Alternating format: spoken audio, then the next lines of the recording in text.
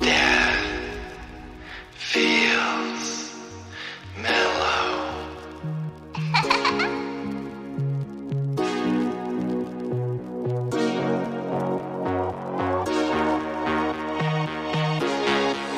Come on, mouse. If we fall in love, then there's no going back.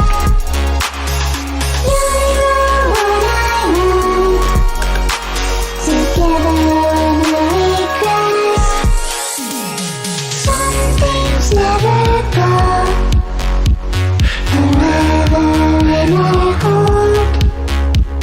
The only thing that's true, I'm always meant for you. No, no, no, I won't. No, I won't dare let it go. No, no, no, they, no, no, no, no, they, no, no, no. They can't tear us. If we fall in love, then there's no going back. You know what I want. Together when we crash. Let's go, mouse. Some things never go forever in our home. The only thing that's true, I'm always meant for Mouse.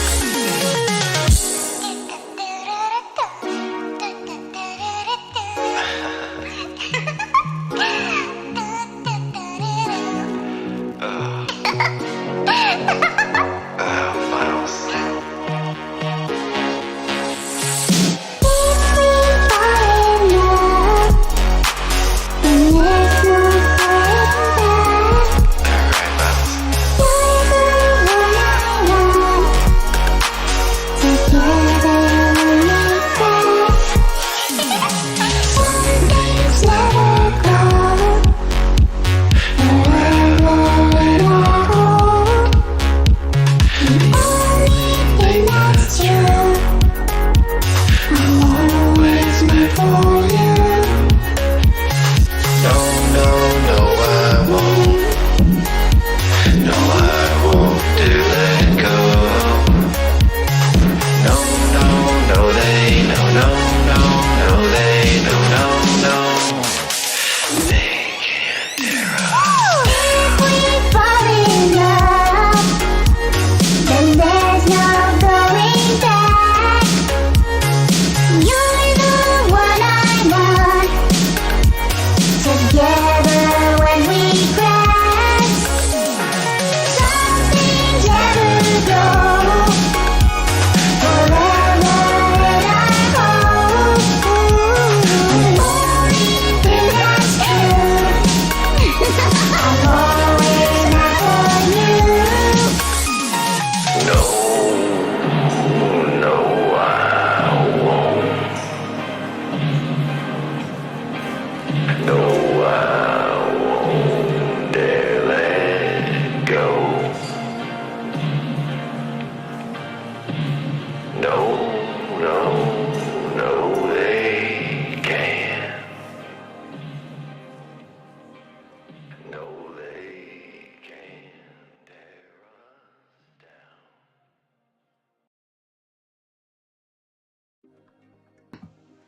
Hello. Let me know if the mic is working okay and if we've got sound. And I have a different setup than last time, so I can actually see the chat. Because last time my phone didn't get signal and it made me think that there was nobody in chat because my phone had signal for a little while and then it just died without telling me it had lost signal, so the chat just remained frozen. So hopefully we don't have that anymore. So I think everything is good. Can you guys hear me? Hold on. Can you guys hear me? Just let me know. Little bit of reverb. Yeah, I'm sitting in a different part of my room and I don't have any like soundproofing at the moment, so it's going to be a little bit echoey. Mic's working? Okay, good. So hello to me and my guester, and Sleepy, and Troy, and Hatim, and Vaisa the Gallant. And we are going to be doing an art stream today. Like I said, I've got a new setup. Let me just see if I've got everything. I've got a new setup, so this is basically me at the moment. So hopefully we're all fine. A little bit of reverb, but I think we can live with that. And I'm going to be sharing the screen. Let me just take this off and turn on window capture and transition. There we go. Mic is okay, though it could be a bit louder, but that's my Tiffy is talking. Okay, I'll turn it up a bit here. My headphones are plugged into my mic, so I just don't want to deafen myself. Okay, that's not too bad. So I think that should help.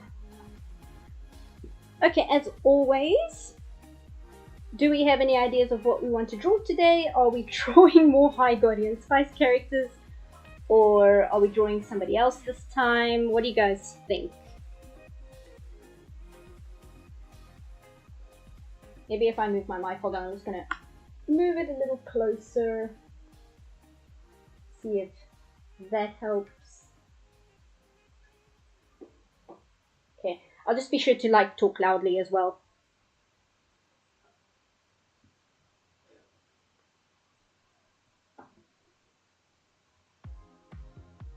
Something not anime. Let me have a look. Oh, speaking of anime, I actually wanted to talk about this just because I thought it would be something to talk about. I had no idea that Kizuna Ai went on an indefinite hiatus like 3 months ago. Like, I saw that her final live was called The Final Live, and I thought it was just she wasn't doing concerts anymore, and I had no idea that she had actually gone on indefinite hiatus. So I found that out yesterday. I was quite sad. Hey, I'ma make you go, hold up. Hope you're doing well. But as for art, let me see what else I have in my folders that we can look at. You go in here.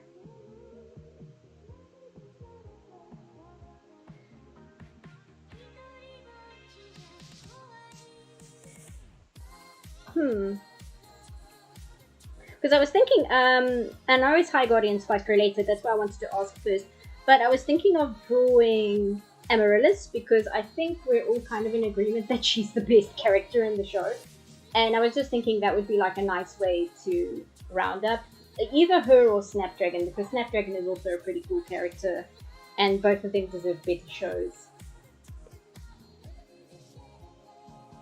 Amaryllis' design is kind of strange though, because her hair makes like a tangent line with her outfit, and it kind of bothers me. But I do like her as a character. Otherwise, if I go through my folder here, I know you guys can't see. Hold on, let me actually just do my display. Maybe we can. She deserves her own show. She does. I don't know if she would work as a main character. Not stream stuff. But she would definitely work as a side character in a better show. So I don't know what we're feeling like. Let's go to art. And just kind of think. Can always revamp Amaryllis. I don't know if I'm confident enough in my abilities to design a brand new character design, because that's not really my area of expertise. When it comes to animation, I'm more the you give me a character and I do something with them, rather than being the person who designs the character from scratch. I probably can, it's just not something I've put a lot of time into, so it's a skill I'm not entirely very comfortable with at this point. Maybe not on live stream. Vaporwave stuff, yes. I've got so much Vaporwave stuff on my machine. Which is weird because I don't actually even listen to that much vaporwave. I mostly listen to like city pop and things like that. Either that or like Blind Guardian. Basically everything I can't actually play on stream due to copyright.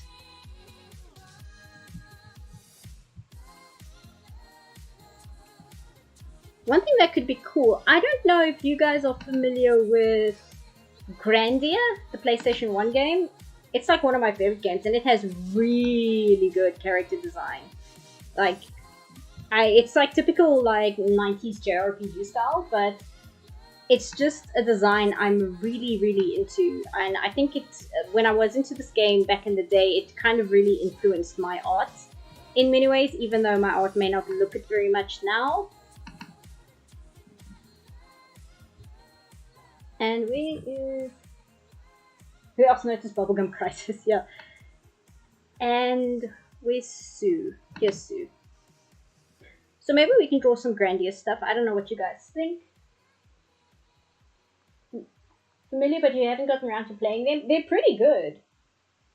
Yes, it was on Sega Saturn. It was actually originally on Sega Saturn, but I'm familiar with the PlayStation 1 version of it. I think that's kind of where it found its footing. Designs are pretty cute. Yeah, so I was thinking maybe we can do maybe Amaryllis or Snapdragon or I don't know, Grandia. What do you guys think? Because I don't want to hold up with too much preamble, just for people who might be watching on the video on demand, like the replay watch. I also see my thing here. Oh, you guys don't want to see that because then you see my whole setup here. Grandia sounds good? Okay, why don't we do... I kind of want to do Sue just because I really like Justin, but I feel like he's the obvious choice. And I like Sue because I'm kind of really into the girlier characters at the moment. It's just something I'm quite hung up on right now. And we could also draw Fina. Fina's pretty good too.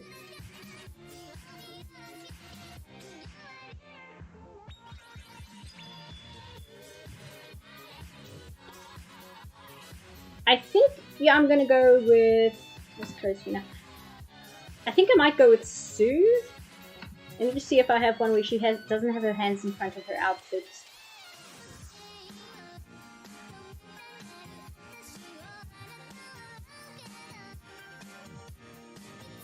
Got this one. Yeah, and I think she just has a dress. Okay, we'll do this one.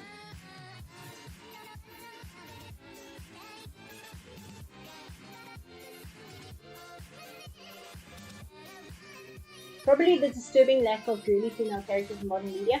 Maybe. I don't know. It could also be that for a very long time... I'm just going to switch back to window capture here. There we go. Maybe it's also because for a very long time, I was one of those people where I was never really into super girly characters. I was one of those girls where I was like, I don't like pink. Pink is for like girly girls, and I was never into that. And now that I'm older and I don't really care anymore, I kind of realized how stupid it is to just kind of be like that. And now I'm kind of overcompensating.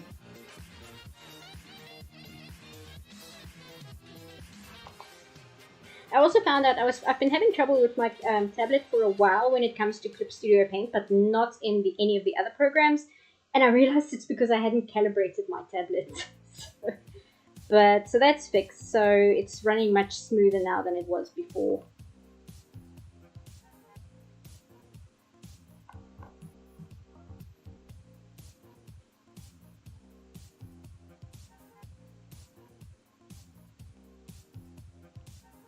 Yeah, I don't mind the High Guardian Spice art either. And I'll probably do that next time I'll do Amaryllis. The only thing is, I think that when I draw High Guardian Spice, it kind of leads us into discussing everything that's wrong about the show, which is fine, but I don't want to create an environment that's very negative and where we only talk about how much a show sucks, even though that show really, really does not make it easy. But I would like us to kind of focus on something a little bit more positive, because I don't know, I think it's very easy to fall into a trap of harboring a audience of negativity, and that's not really what I want to do, even though I'm focusing my videos on Hide Guardian Spice until I complete the series. But I was just feeling, yeah, it's fun to rag on it, but I'm kind of like complaining about the show while I'm writing the script and while I'm recording the script and then editing the video. So to then also complain about it in live streams, it just feels a bit like I'm punching down. On the opposite end of the spectrum, Dune, especially Dune 2021, never ceases to amaze me. I still need to see Dune 2021, and the reason I haven't yet is because the guy who does like vaporwave remixes of philosophy lectures, he's actually done an entire audiobook of the first Dune, and I'm about halfway through it.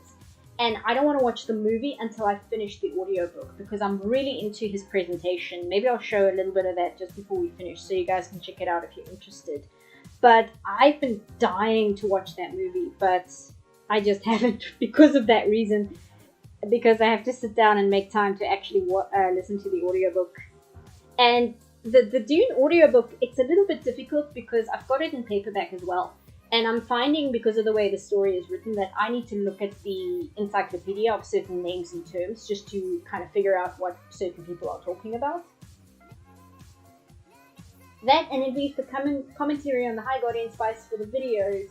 And yeah, we go down a rabbit hole. Yeah, that's the thing, and you say we shouldn't overdo it. And like I said, I don't want to have the audience become a reflection of us just kind of being negative the whole time.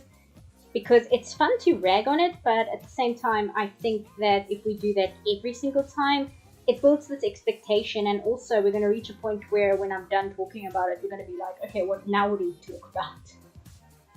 We also talk about its missed potential and speculate what could have been done. So there's some positive. Yes, that is true, and I think that's important, because I think it's very easy to go, this is terrible, I don't like this, but I find that that's not really, well, it is helpful, but it is kind of empty. It helps to be like, this is why I don't think this is done well, this is how it could have been done better. And with me especially, the reason why I get so frustrated is because I can see ways in which it can be done better. If I don't like something but I can't find a way in which it would have been done better, it doesn't really frustrate me. I'm just like, oh, that kind of sucks. But if I can see the way in which it could be done better, I get frustrated because I'm like, I can see how to fix this.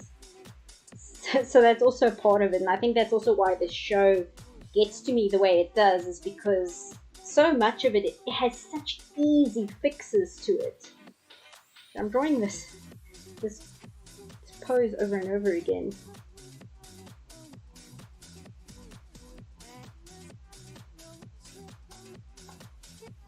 There we go. And Pooh, the little creature, can go here. Resize her so Pooh actually has space on her head. It's not that big.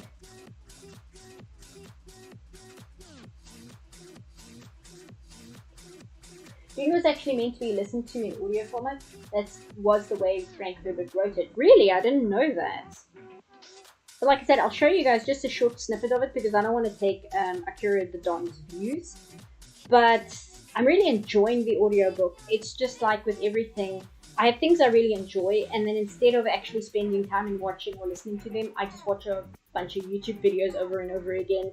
I think I watched the Josh Strife Hayes video on Tomb Raider like 3 times this week, and that video is an hour long. It could be used as a piece of learning material to aspiring artists and show writers too, like Bella and Wonderworld, to game developers. Yes, that's also the thing, and I think I've spoken about this before, but you tend to get a better idea of what something does right when you see something do it badly, because one of the tricks of animation is it's done well when you can't see it's done well, because your whole point with animation is to kind of hide the fact that there are people making the show. You don't want to be aware of the fact that there are human beings manipulating the characters on screen. You want the illusion of the characters on screen are real people. So it becomes hard sometimes to realize just how well something has been done until you see a show do it badly. Balan Wonderworld is such a weird game with so much cool stuff and bad stuff. Yeah, like Balan Wonderworld is fascinating. I have not played it myself. However, I've watched so many gameplay videos about it, and I can't speak of it from a first-hand perspective, so I do understand that I can't really speak from a place where I'm very well informed. But it's very interesting where all the problems with Balan Wonderworld, it seems like the problems are at the game's foundation. So it's not something you could ever fix with a patch or a redesign. It's something that's so baked into the bones of that game that there's no fixing it. It's fascinating.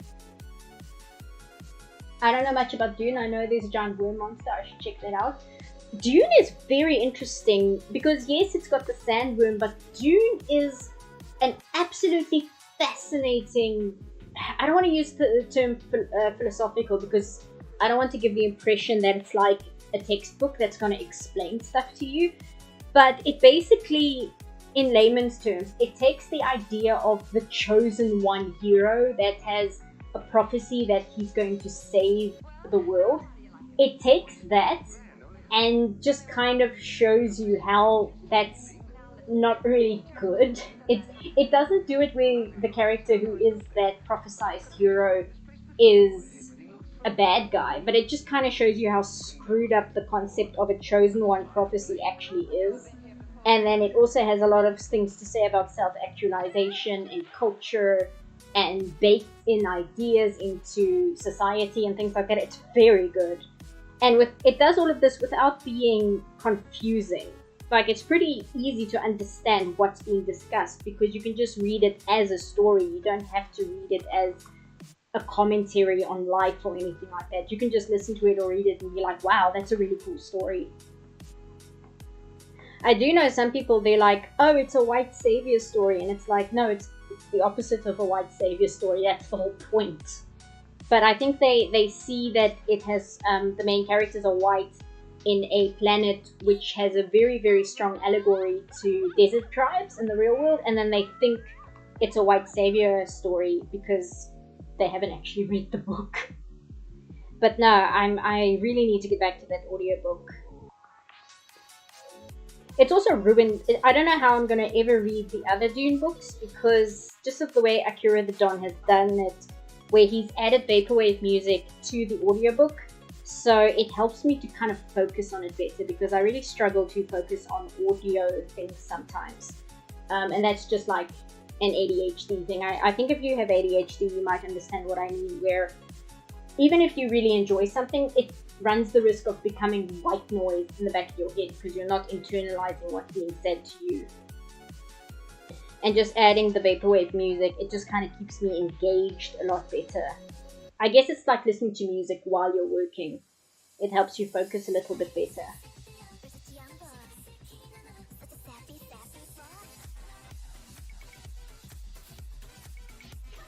Hello, Hatim.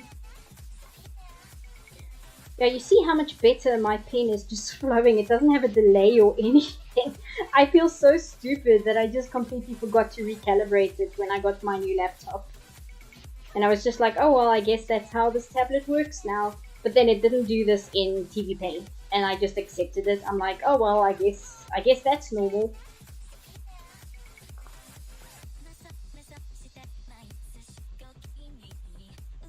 Actually, this can go smaller.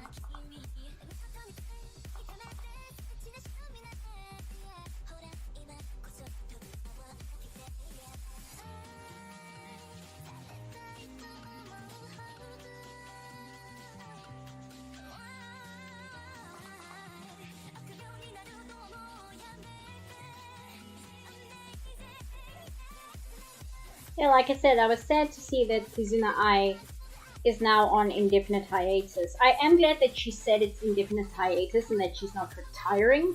That's good at least. And I do understand her reasons where she's doing it so that she can focus on her family and stuff more.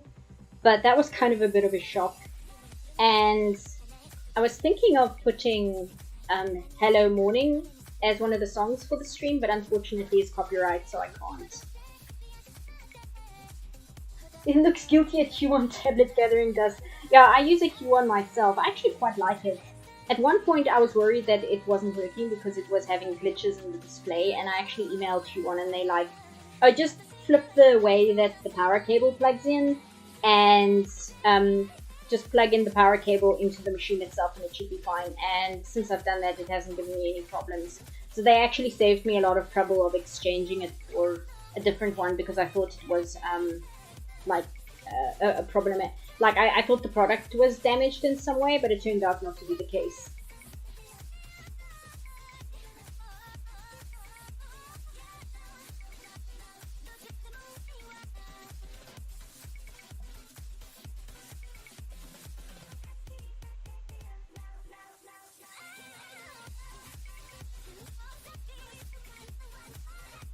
So somebody said it in chat, Grandia does actually, it came out originally for Sega Saturn.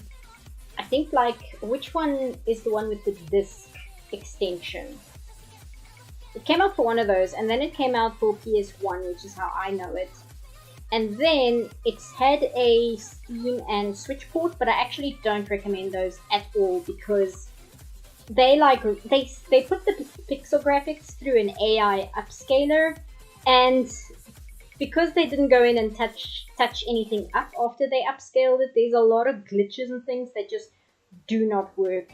And then because they moved it from being a 3x4 game, like a standard definition game, into HD widescreen, there's a lot of things that are off screen that you were never meant to see that are just now in the game, like the end of the map and textures that just glitch out, and all of that's just in the game.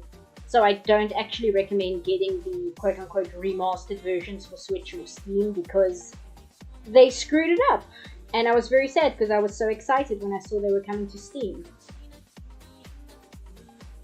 So I would recommend using the archived quote-unquote version from online if you know where to find it.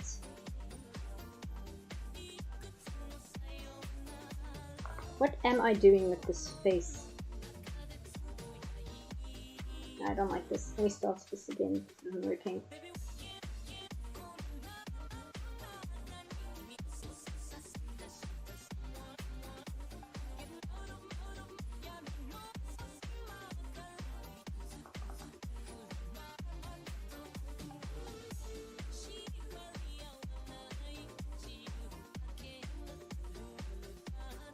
I think you mentioned Blind Guardian earlier, not the name I see brought up a ton. My sister played the Bard song in the forest on guitar. Yeah, I'm a big Blind Guardian fan, like I really like them. I bought the remaster too, guess I'll just have to dust the PS1 version instead. Yeah, I was so frustrated because when I saw the announcement that Grandia was coming to Steam, I was so excited. I was so eager to buy it and like have it in my Steam library, and then I saw a review which had like screenshots comparing the two, and I was like, oh no. That was a major bummer. And I assume the Switch port is exactly the same because it's the quote-unquote remastered version. I have drawn her eyes way too big. Sorry, I seem to be having an off day for drawing. But we're just going to work through it and just kind of accept whatever we can get out on paper today. So that's just the way it's going to be.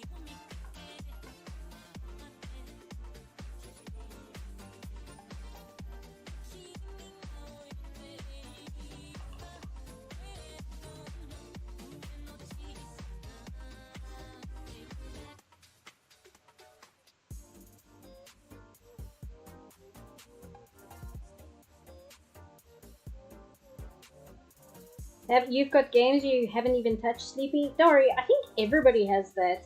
I'm not even one of those people. Like, some people, they'll say, oh, I've got like 800 games in my Steam library.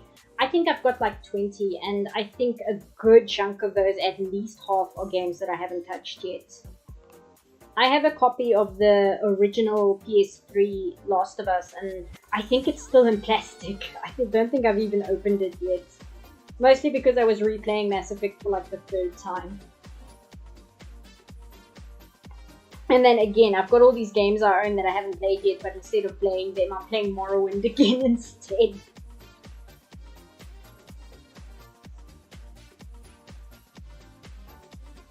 What's in your guys' Steam library that just sat there? Okay, it's not mine because I'm sharing Steam libraries with a friend, but a game that they're allowing me to have access to that I have not touched yet is Disco Elysium. And that is a crime. I'm well aware of the fact that not playing Disco Elysium is terrible. Like, that's a game I should really make time to actually play.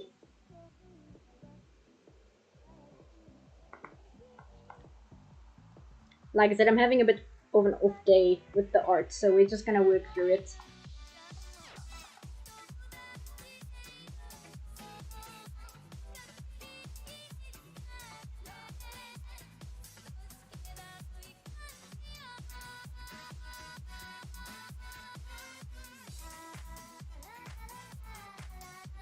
Hey! Boppy, I'm so happy to see you!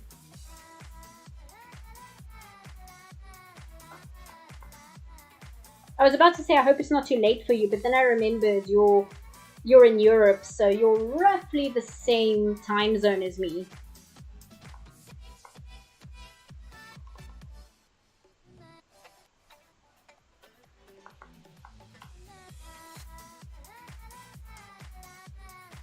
What's up?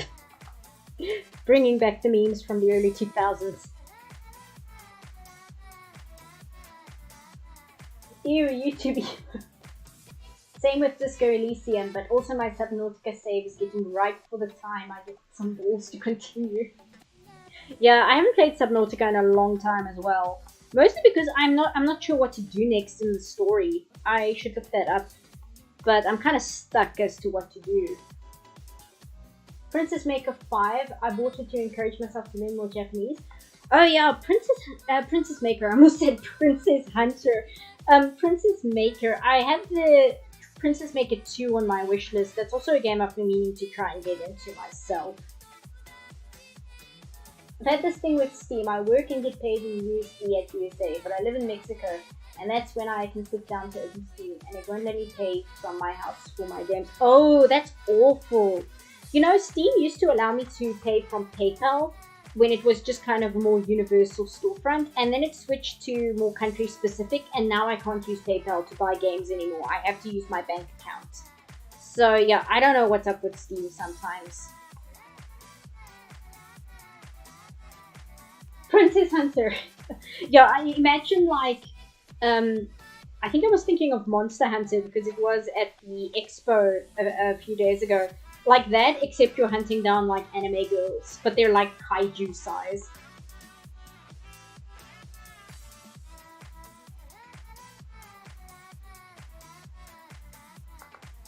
Let's check her proportions. She's a little tall, but I'll fix it in a minute.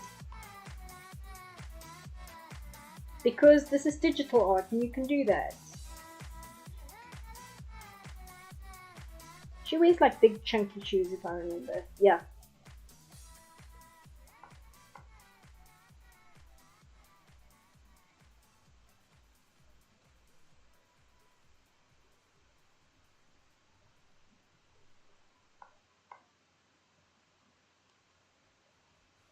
I think Grandia is also one of those JRPGs. The reason why I gravitated towards it when it came out is because it came out on the PS1 around the time when Final Fantasy VII was super popular.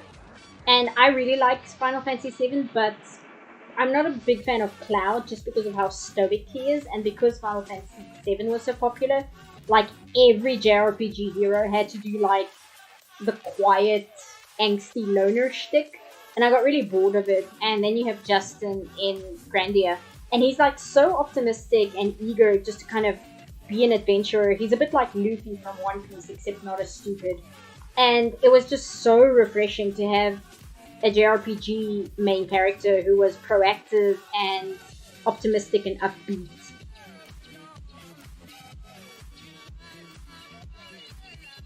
And also other things, like in the game, he wants to meet this one adventurer that he really, really looks up to and is a much more well-renowned adventurer than he is.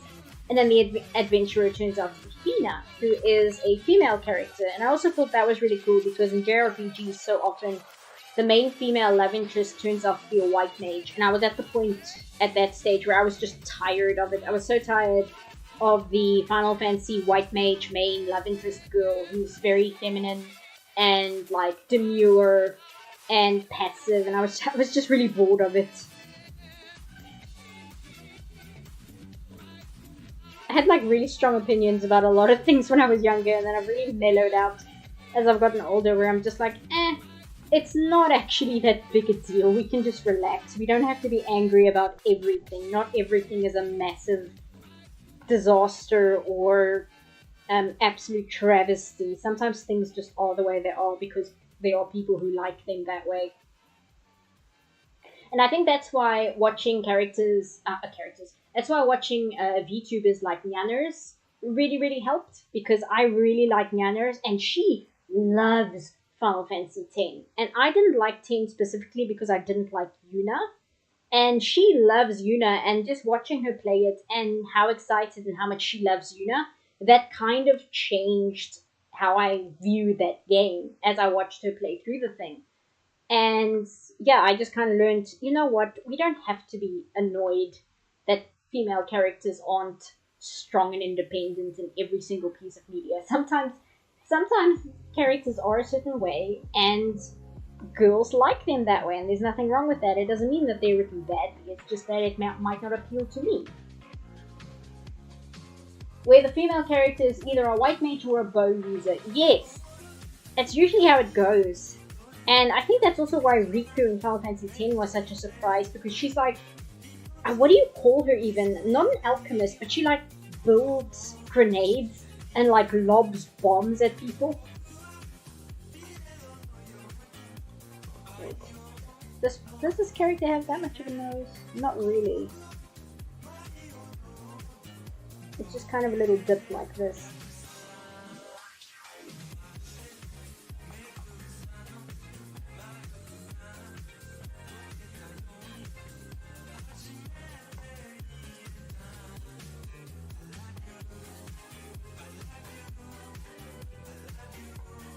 I need to get back to playing Final Fantasy IX, but as I said, I'm replaying Morrowind at the moment, so I'm just absolutely obsessed with that game at the moment. Demolitionists? Yeah, I guess so. Because she's, like, in-game she's an Albed, but like her job class, in terms of just Final Fantasy in general, it's like really specific.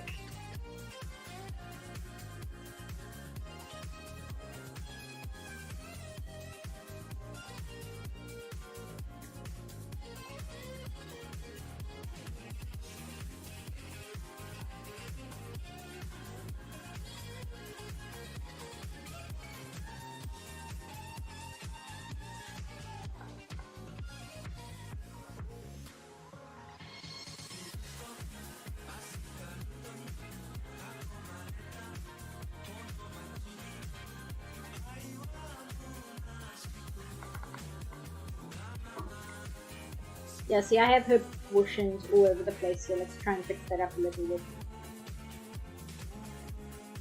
I'm going to use the lasso tool, I'm not going to use liquify.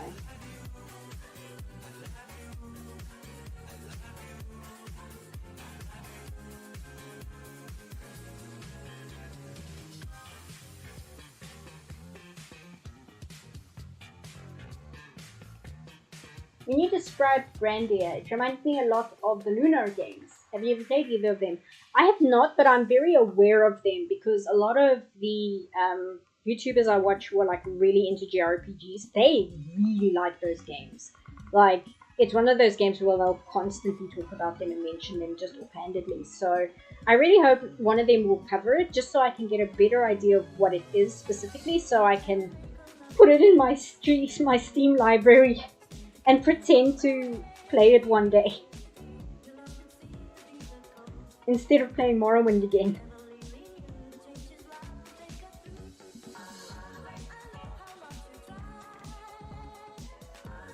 Also, Secrets of Mana. I've been wanting to get into Secrets of Mana, or Secrets of Mana, I'm not sure how to pronounce it. I think it's one of those things where you always hear the Americans say it, so you just say Secrets of Mana, but it might actually be Secrets of Mana, who knows. I have really exaggerated this pose here, but it's okay. I'm also gonna fix her eyes here.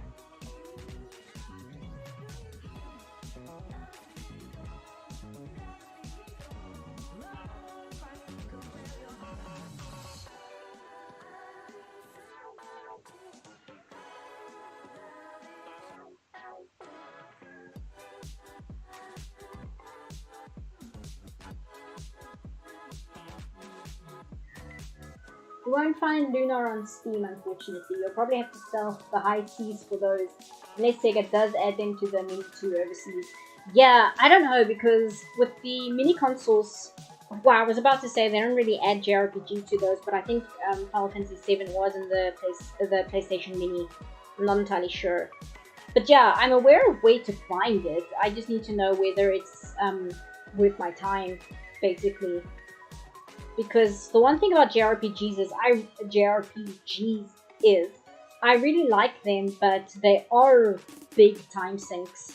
So one has to be like very aware of the fact that if you're going to play a JRPG, you are going to invest a lot of time into it.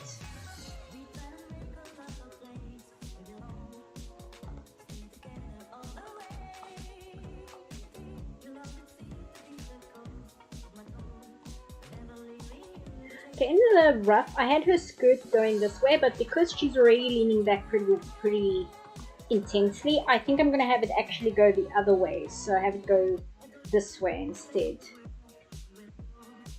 New layer. Otherwise, she's gonna look very unbalanced.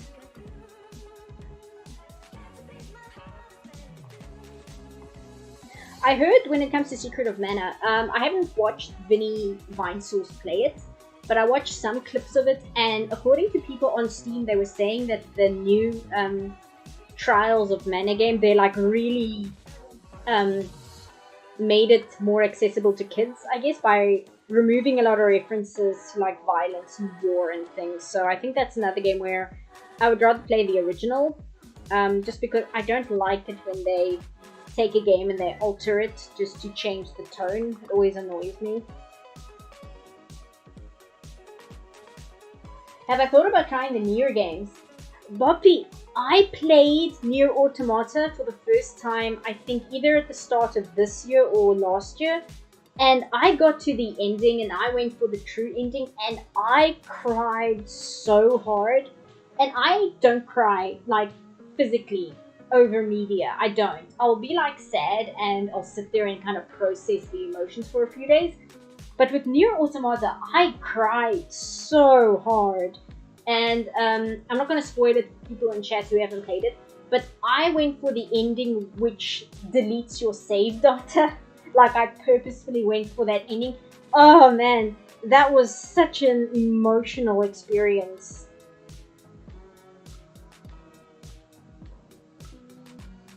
I should play Replicant. I want to. I just have to like wait until the price for it comes down, because I'm sure it's the same for a few of you who aren't American. But the price of PlayStation games outside of America are really steep. So even though they have that thing of like, oh well, games are still $60, it's like not in my country. They're not. They used to be like 500 Rand on the PS3. And since the PS4 came out, PS4 games have jumped up to like 1,000 Rand just for a game. So they're like doubled in price with the PS4. So I tend to wait until they go down or I can find them secondhand. Been on sale a few times. I must check that. It must just go on sale when I've got the cash for it, that's all. Because I do have Nier, just the regular PlayStation 3 Nier. And I started playing it, but it is a little bit clunky, which I don't mind because I knew it would be clunky going into it, but it did make it a little bit harder to get into. See the front of her dress, how does it look here? Okay, she's got like a thing in her middle here.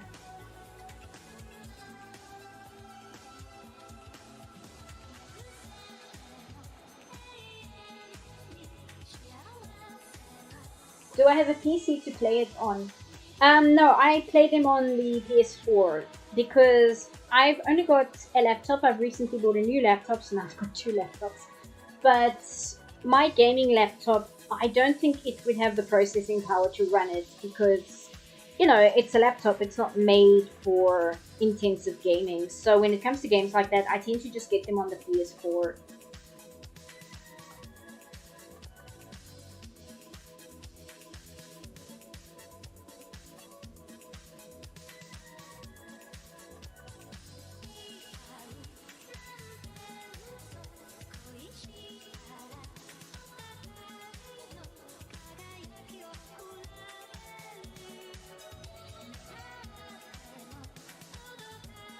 I wonder if you can gift games on PS4. I don't actually know.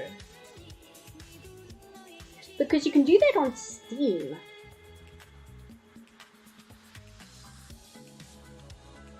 That's actually a good question.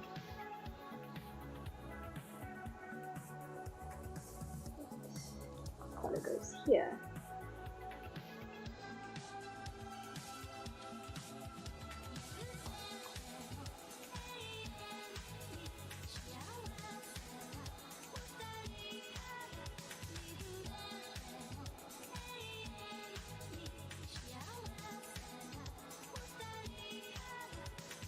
I might just cheat with the lace on the front of her dress and just use a brush for that instead of doing the lace by hand. Simply because it takes a long time and it's kind of tedious. So it's fine if I'm drawing it just for myself, but I think on stream it might be just annoying to watch me like go in and do this for like every single little piece here. So I'm probably not going to do that here. Because lace isn't actually that hard to do, it just takes a lot of time and it's kind of boring. It's boring to do, I don't know how much more boring it is to watch. Tale of Two Sons, short game, but man, that hits you in the feels. You know, I tried playing that game and I wasn't really able to, I can't remember why. So I watched a let's play of it online, and yeah, that's another one that's really hard up on the feels. I don't think it hit the same way for me that Nier Automata, however it is. But because Nier Automata, because of the way it comments upon gaming in a meta sense, like that's the part that got me. It wasn't necessarily anything to do with the characters, it was more the commentary on video games as a medium that like really hit hard for me.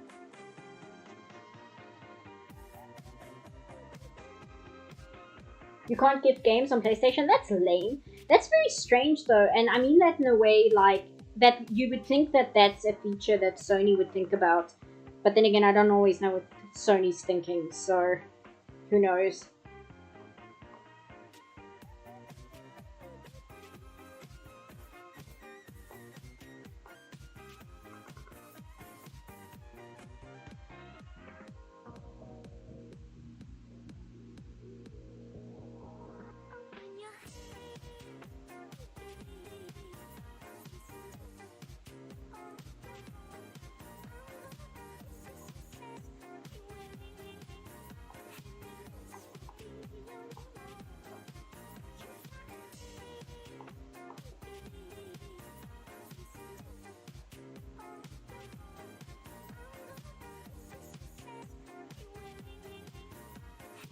I'm not going too crazy with her dress because I like this bell shape that she has in her concept art, so I don't want to break it up too much with a lot of folds and things, so I'm keeping it rather simplistic here. The last game that hit me with the feels was The Liar Princess and the Blind Prince. I've heard of that. I have not played it, but I have heard when people talk about it, they say that's I don't want to say difficult, but that's a game that gets really emotional because of how grey the morality of the characters are. It's not just a simple, oh, our characters are good people. Like, there's a lot of questionable things about the characters, and that's why it has a tendency to, like, really get people emotional. So, which I'm all for. I think that's really great. I like it when games can play around with concepts like that, because I feel, especially these days, there's this push for characters, main characters, to be like 100% morally pure, we never do anything wrong kind of characters, and that's very boring. So if you have games where they can explore characters and kind of give them a little bit more depth, that they're not these squeaky clean, never did anything wrong people, they just happen to be people. I would like to see that done more in games, because it just provides us with something different, basically.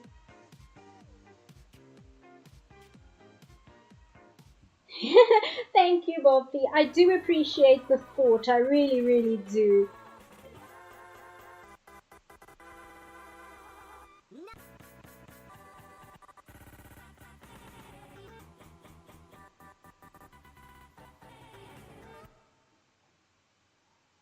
It's the closest thing I've seen to a traditional fairy tale that you've seen in a long time. Yeah, like, I think a game that's like that for me was Fran Bow. I really liked Fran Bow.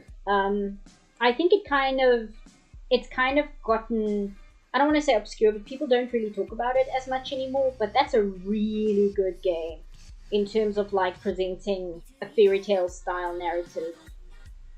It's a little bit different because it has like all this weird allusions to World War II in it, but that's another game that I really, really, really enjoy in terms of the kind of story it's trying to tell. Oh, I think she has earrings. Yes, she does. She has these very big round earrings.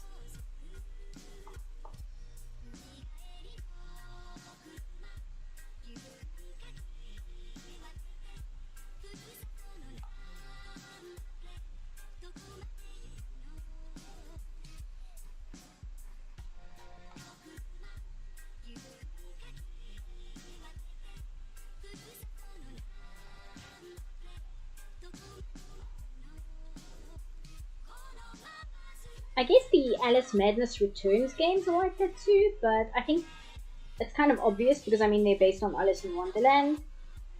So it's a little bit more, well, of course they seem like a fairy tale because they're based on Alice in Wonderland.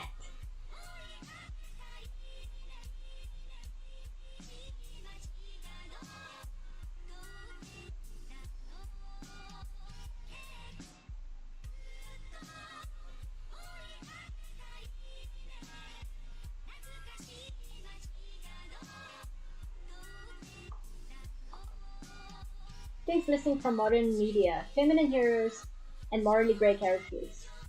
A morally grey feminine heroine is needed. Oh no, we can't do that. Because if we were to do that right now, we would have so many people complaining about it. Like, we would have so many people complaining about not providing a role model to female gamers. And, like, I think the upset would just be way too big if you were to have a female character and have her portrayed in a way where she might be seen as problematic. Unless it's Nier. You can do that in like the Nier series apparently and nobody minds. Nobody minds if you make morally grey female characters in Nier.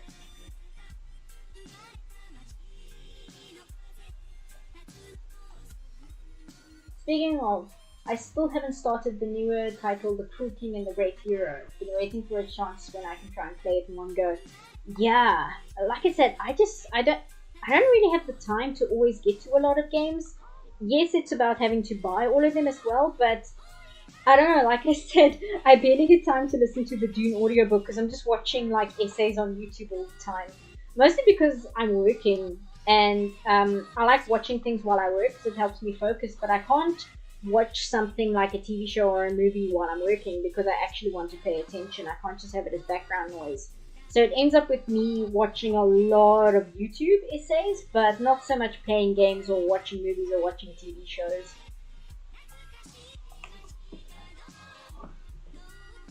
Because gamers need to be spoon-fed all the answers instead of learning with the inexperienced game characters. Yes and no. I do think quote-unquote gamers can get it, but I do think that the larger, let's say, gaming community, there are certain people where they don't really want an artistic experience. What they want is an interactive experience that can make them feel good. And I know that's a very reductive way of saying it, but I think it is true, especially in an interactive medium like video games. It can be very confronting to play a character who might make you feel uncomfortable about yourself because you're the one controlling the character. And yet, when it's done the right way, gamers really love it because one of the most loved video game characters is James from Silent Hill 2. And I mean, if you want to talk about a morally grey character, like James, I want to say Mansfield, but I don't think that's his last name. Sunderland. James Sunderland is not a hero, but gamers, they really love him, and they really, I don't want to say relate to him, but they kind of get him. So I guess it depends. I think what I'm saying is like games, not media, because that includes video games, but like people who write articles about video games, they would be the ones to like go insane about a morally grey female character. I think that's what it would be. It wouldn't really be the people who play the video games, it'll be the people who write the articles and things.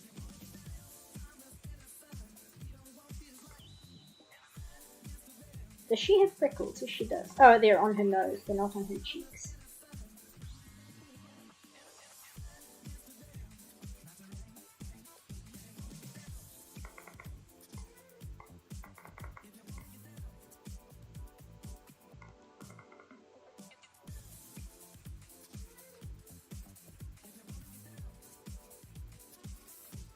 Oh jeez, what are these shoes?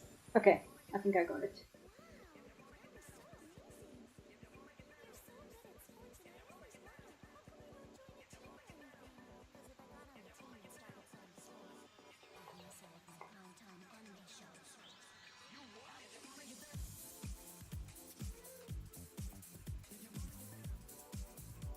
Somebody in a Twitch chat that I was watching while it was the game Summerfest, they were saying that the guys who made Layers of Fear might be talking about doing a Silent Hill remake, and I'm really upset about that because I am not a fan of how those people write their narratives. It's not that they do anything like horrible, it's just that they're not very good in my opinion. So having them be the ones writing for Silent Hill 2, oof, I was so angry when I heard that, but apparently it's just a rumor because obviously nobody's announced anything, and Konami still owns the copyright, so who knows. But at least I won't have any video game journalists reading my book when I finish it. Yeah, I think it's because those kind of articles, they're easy clicks because of the nature of the gaming community. It's very easy to get people to click on an article where you're very outraged about something like that. It doesn't matter whether the person clicking is agreeing with you or angry at what you have to say, you're still getting a click. So I think that also drives a lot of it. It's a good way to get yourself noticed. And not that I don't think they believe what they write in games journalism, I think they just kind of puff themselves up more with their opinion. Like they over exaggerate just how strongly they feel about their opinion until they get to the point where they fully believe the level of outrage they feel. Eventually Konami will have to sell them off, especially as Japan cracks down on their pachinko businesses. Yeah, like I don't know, man. Konami is such a weird company.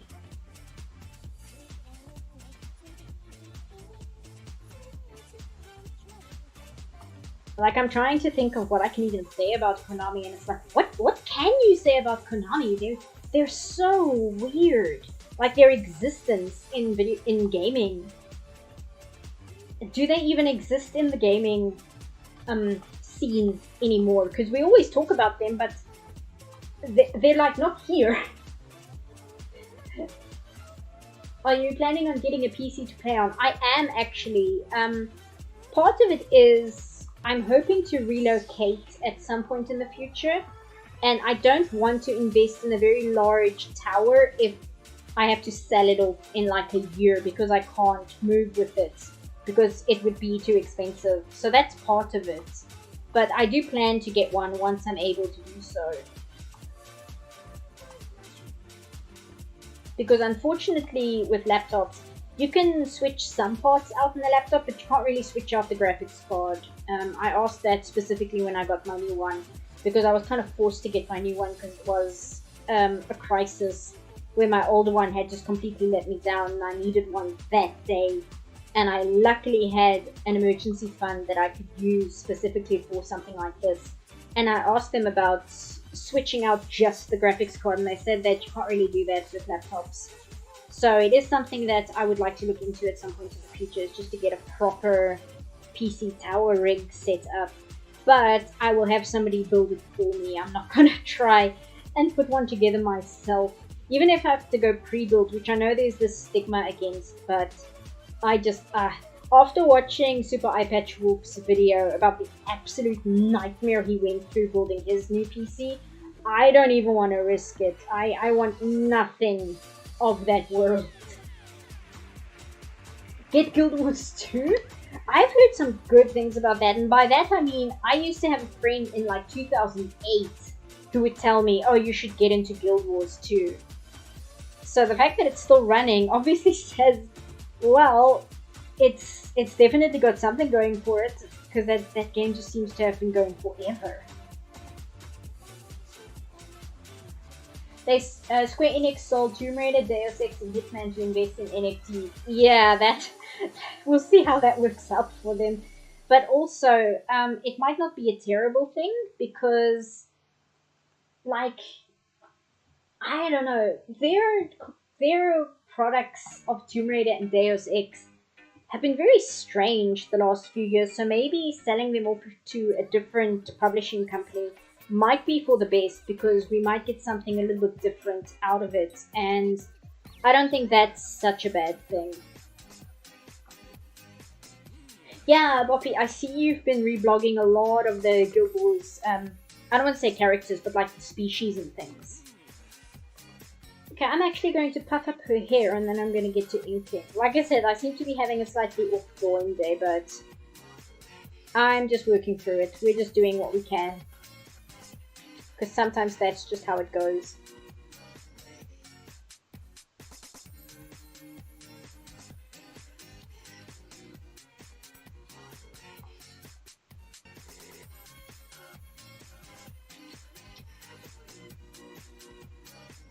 There we go, it's better. I think Pooh is also a little bit big.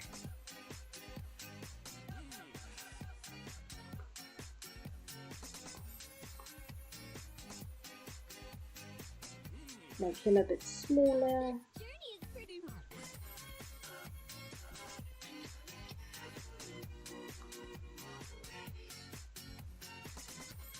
Yeah, there we go, that's much better.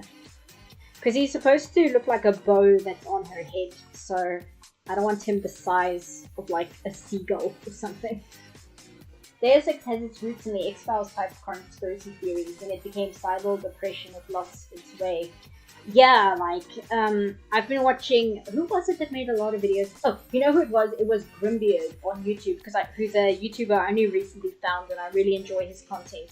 They were talking about the original Deus Ex, and it's very interesting seeing where it came from, because I'm more familiar with the PS3 game, and when you see where it came from, you're like, oh geez, this is a completely different game, like in every aspect. I was like 13 back then. God, I feel old now. No, don't feel old. I felt old earlier today while I was looking for music, and I was hoping to use like a Hatsune Miku song I really liked from back in the day, and I saw people comment on it. Oh, I used to love Hatsune Miku when I was in middle school. Like, that made me feel old. Am I asleep? Yes. So I'm going to color this just so I don't lose track of what's going on.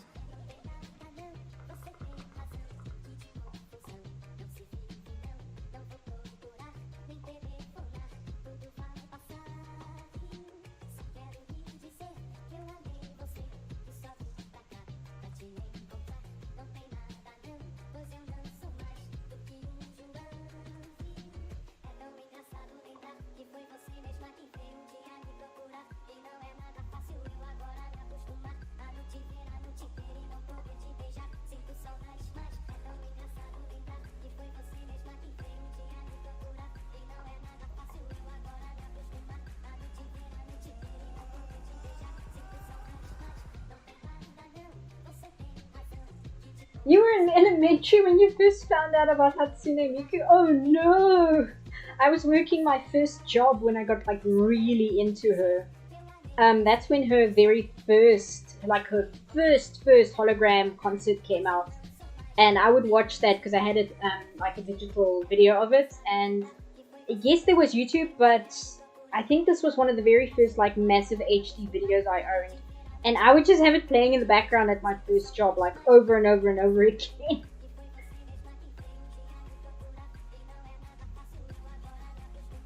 I watched an FFX2 streamer a few days ago.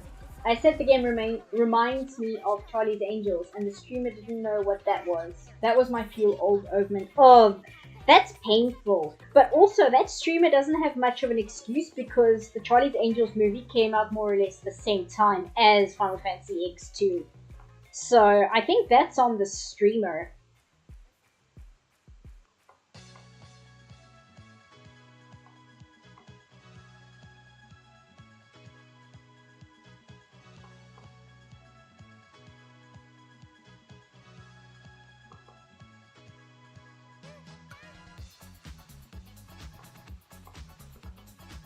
And let me just switch my eraser because otherwise I'm going to have fuzzy edges, which I don't want. First college years for me, 2008, 2009. Friends watching K-On, hearing Miku and internet and Caramel Time. Yeah, I think that's when I was my first year of college as well.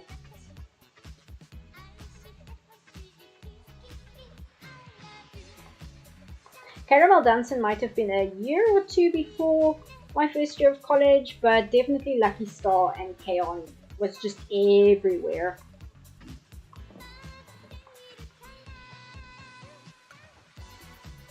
I couldn't ever really get into K-On! I tried, but it really wasn't for me. But as I said, it was very much that kind of aesthetic that I was very much against at the time, where it's super girly and stuff, and I was just like, ew. But I love Lucky Star. Like, Lucky Star has always been one of my absolute favorite anime. I have a friend who jokes that, oh, but you like anime where nothing happens, and that's Lucky Star.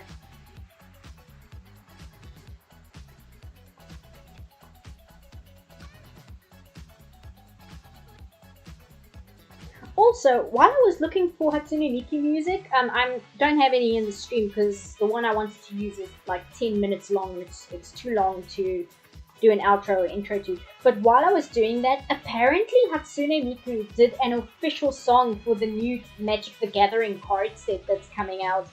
And I had a moment where I'm like, why is Hatsune Miku doing a song for Magic the Gathering, until I remembered that it's a cyberpunk deck. I was so confused for a second.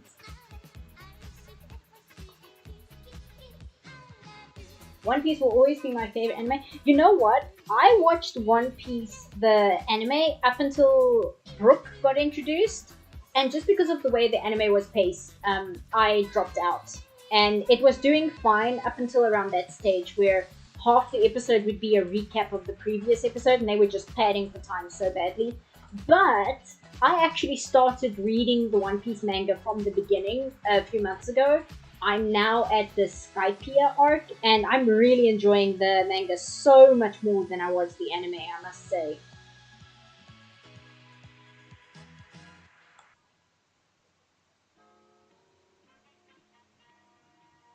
You couldn't get into Lucky Star? Yeah, that's the thing, and that's why my friend was joking and saying, oh, you like anime that isn't about anything. Lucky Star is very specific, not helped by the fact that the first 2 episodes are painful. And part of that is it actually had a director for the first 2 episodes, and then they switched directors after after those episodes, and then it kind of really got better. But as a result, the first 2 episodes are kind of a slog to get through.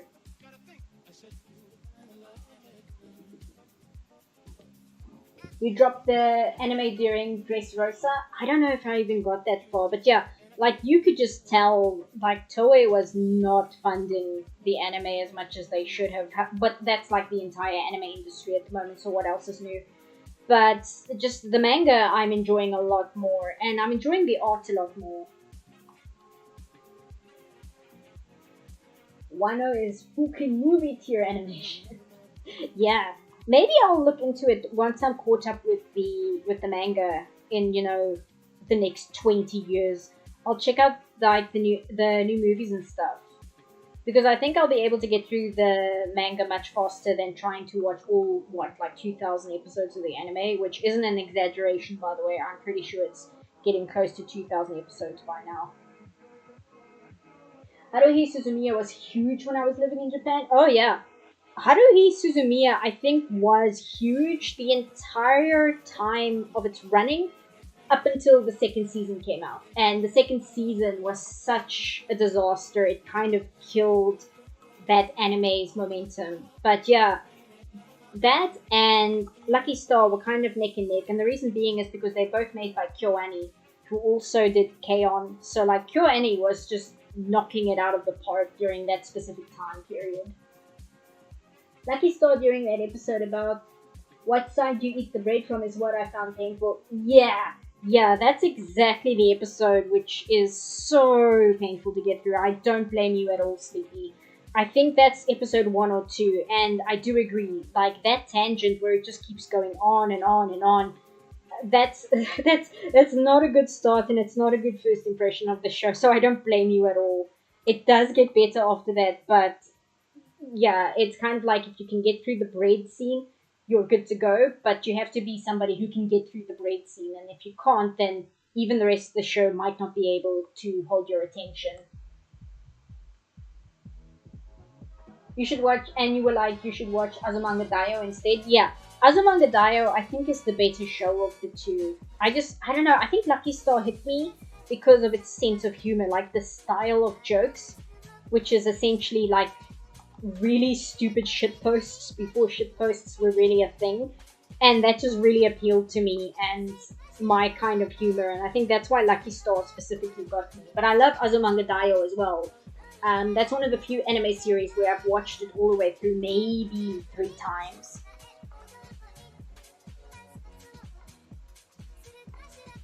Yeah, they had a director for the first 2 episodes of Lucky Star. But it does kind of remain the way it is in the first 2 episodes. It's just that the pacing gets better. It's not like it develops a sense of direction. It just kind of... It picks up in its pacing of its jokes. Rather than linger on a single joke and situation for far too long, it switches situations and scenarios very quickly. Whereas Azumanga Daioh has singular episodes that have a focus for one whole episode. Lucky Star just kind of jumps around and tells a bunch of jokes and scenarios and then kind of moves on to something completely unrelated.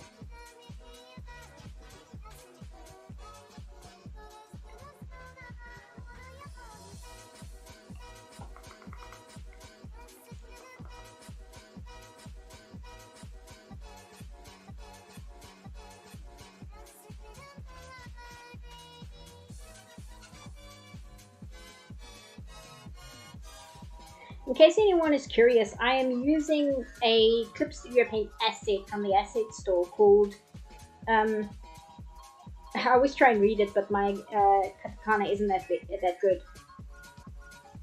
But I don't know if you guys can see that. I'll paste it into the chat at some point, and maybe if you've got Clip Studio Paint, you can go look it up on the asset store that they've got, because it's a free download. I didn't pay for it. And I like it because unlike the default paints that Clip Studio Paint comes with, it has a very strong difference of line variation, so I can really change like how thick or thin I want something.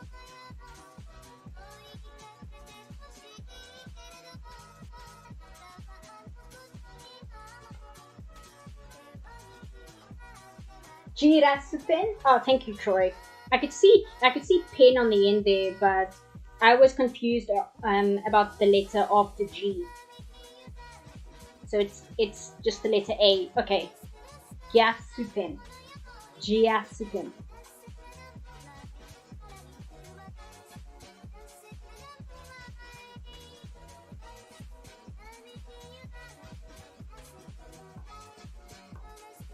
I'm fine with like hiragana, but katakana for some reason just will not stick in my brain. It doesn't matter how many years goes past, it does not stick in there, and I don't know why.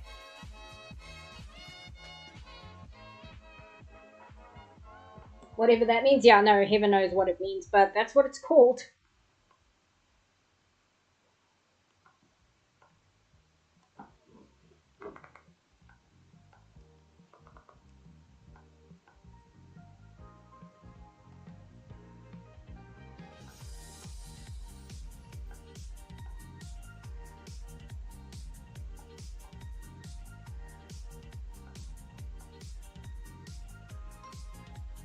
Okay, these balls are actually fuzzies, so I'm just gonna give them some texture.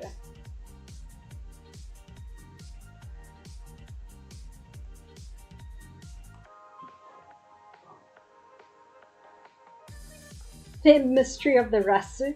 Yeah.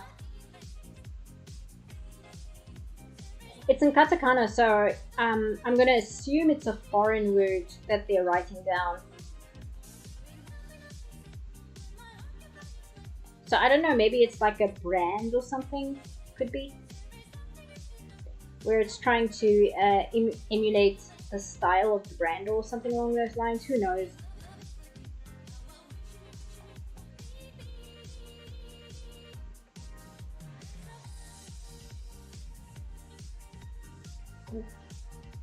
That's the thing. Oh, glass pen. You know what? You might actually be onto something. I'll have to check the asset description when I go into the asset store. It could be.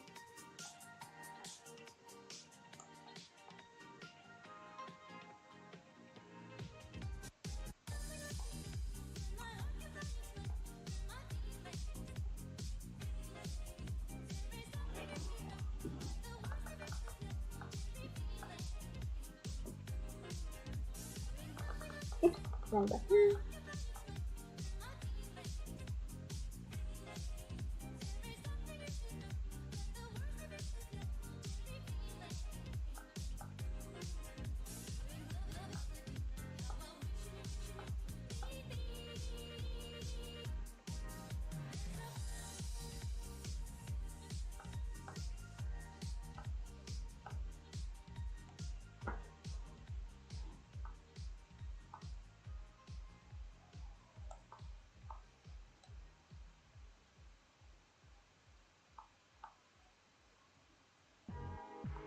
At some point I should do a stream where I do some animation in Clip Studio Paint.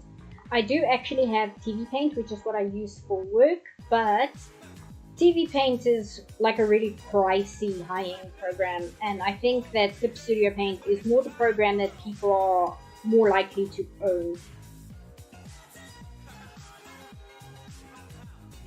Is the moth butterfly part of her? No, it's actually this little creature that she travels with, and it's called Pooh, but it's spelled, hold on. There we go. It's spelled like this. And it's just this little creature that kind of hangs out on her head, and it looks like a bow most of the time. Here, let me put it in the live stream, I'll show you. Grandia. And like one of her attacks is where she grabs him and throws him at the enemy, which is pretty funny. So there you see, he kind of hangs out on top of her head. And sometimes when she's running around, he just kind of looks like a bow that she's wearing. Here's her other character art. Here it is. Oops, that's too big. There, and like when he sits like this on top of her head most of the time, so it looks like she has a bow. But no, it's this little guy that just hangs out on top of her head.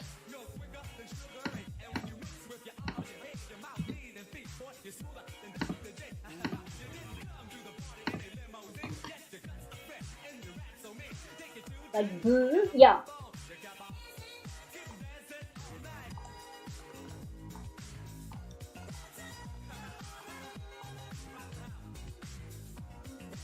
I think it's like there's a character in Earthbound also called, I think he's just called Pooh, and I think it's also spelled P-U, P-W.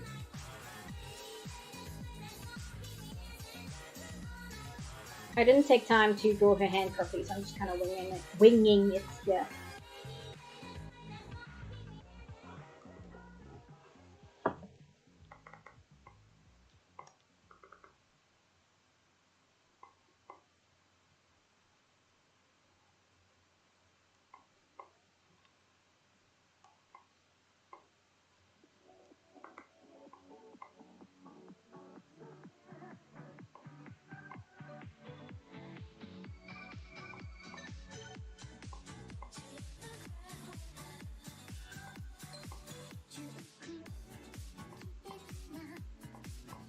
Gonna flip because my hand curves better this way, so I can just do this in one line rather than struggle with it in a big broken dashed line. There we go.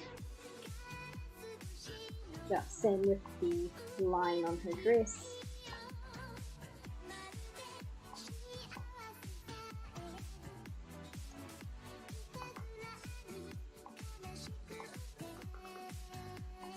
Okay, so she has a lace bottom, but as I said, I'm not in the mood of taking up so much time drawing it for a stream, so I'm just going to use a brush and cheat, basically. I think I'll use this one. Yeah, it's good. Yes. Which I know this isn't really true lace, but the lace that they do have is this one, and I think it's a little bit too fancy.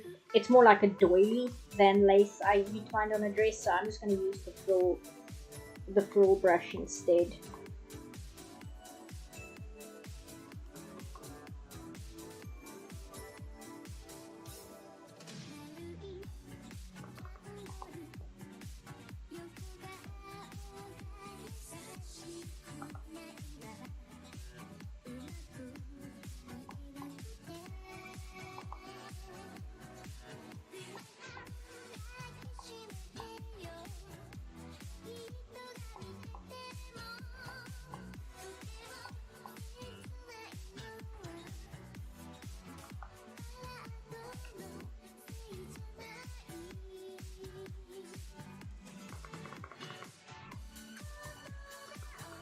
Now the line's a bit thin, but I think it's okay. And I'll do the other one. You weren't sure what I meant by a brush? Yeah. Clip Studio Paint has all these like brushes, because it was originally meant for manga illustration, so they have all these brushes just to kind of cut down on time. Like they've got a braid brush, and they've got a chain brush, and a zipper, things like that, just to kind of cut down on flourishes that you would have to go in there and draw by hand. I don't use them as much because even though it looks good, you're still essentially using a tool which is just interpreting what it thinks you want.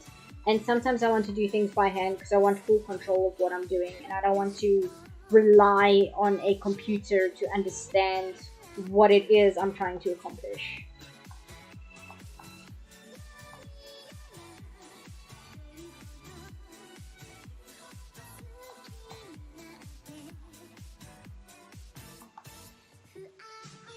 It's just like for the stream, it would just take too much time to kind of go in there and do it all manually.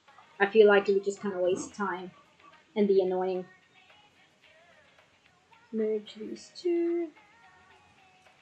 Merge with layer below. Set to orange. And I'm actually going to set this to multiply. There we go. Let me lock this before I accidentally draw on this layer.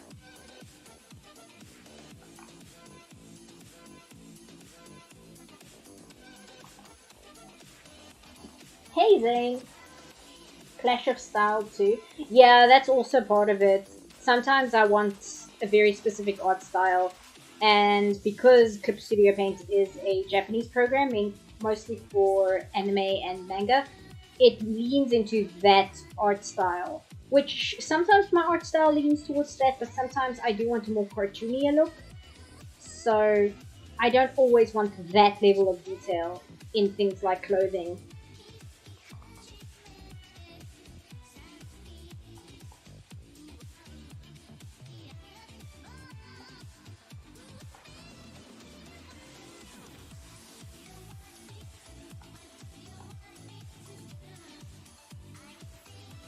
And also because I feel even though it looks good, you can kind of tell if you know what to look for when something was done with a brush versus doing it by hand. And it's fine sometimes, but sometimes you don't want to come across as if you're being lazy. If you're doing like manga or comic pages, it's okay because you're just doing so many panels. So if you're using a 3D model or photo reference or a brush preset, it's fine because you do what you have to cut down on work time. But if you're doing an illustration, I try and use it sparingly because it can make your illustration look very artificial, which is not something you want.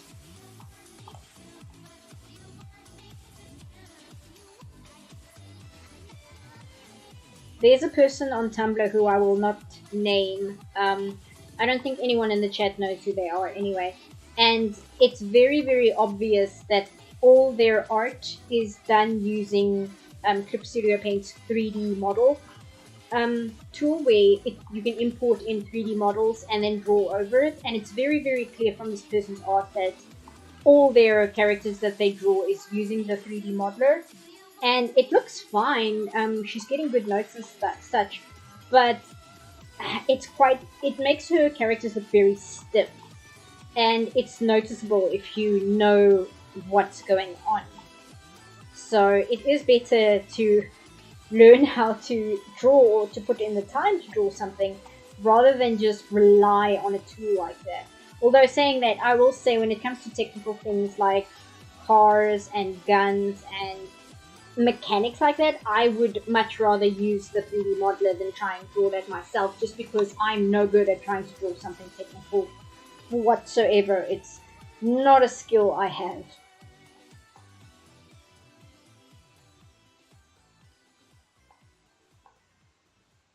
It's fine to use a 3D model as a reference, especially if you're dealing with a challenging pose. But it's best to take the 3D model and push certain parts of it, like really exaggerate the bend of an arm or the pose of a hand, rather than copy the 3D model completely as is, because that's how you end up with stiff poses.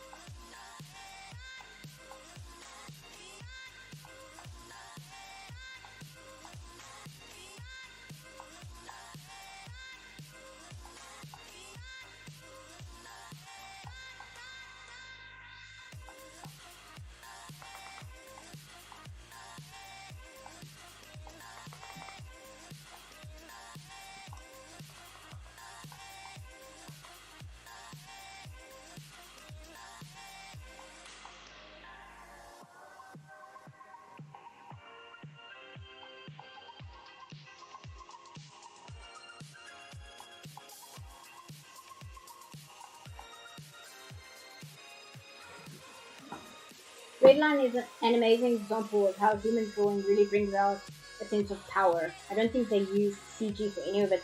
Oh, I need to watch Redline.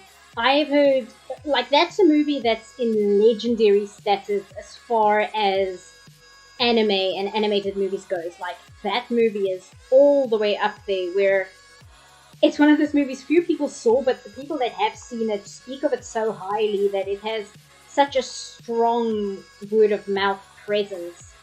I really need to sit down and watch that because I don't think I've heard a singular person say something bad about it. In fact, I've only heard people say that it's one of the most amazing visual experiences they've had in a movie. Actually, I'm going to turn this layer off because I don't need it anymore.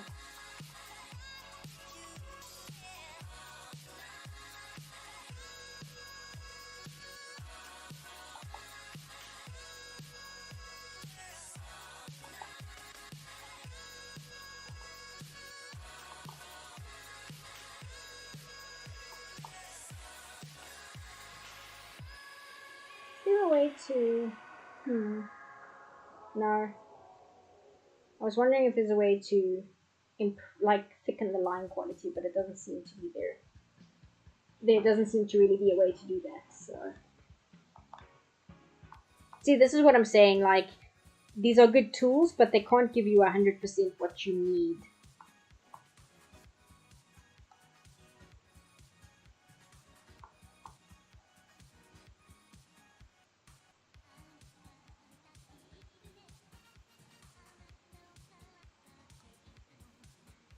It wrecked the studio that made it. Yeah, that's one of the big stories I heard. Is it's one of those sad stories where they were super passionate about this movie and they just pumped everything they had into it, and because it wasn't this amazing box office success, unfortunately it buried the studio, which is very sad. But I recently rewatched one of my favorite documentaries, which is Khodorkovsky's Dune, and Khodorkovsky's Dune is a very good story of how even when you fail at something, it doesn't necessarily mean you actually failed, because even though you might not have made the movie you wanted to make, it can move forward into ways that you never could have imagined. But that is a shame. It would have been better if the studio could have survived and we gotten more movies out of them. I'm going to drop and drag Sue onto Clip Studio Paint so I can eyedrop her colors. If I can find her. Oh, here she is.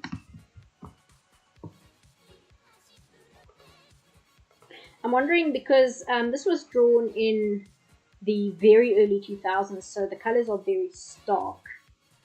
So I was wondering if I can just kind of adjust them a little bit when I eyedrop them, just so that I don't get these very harsh colors.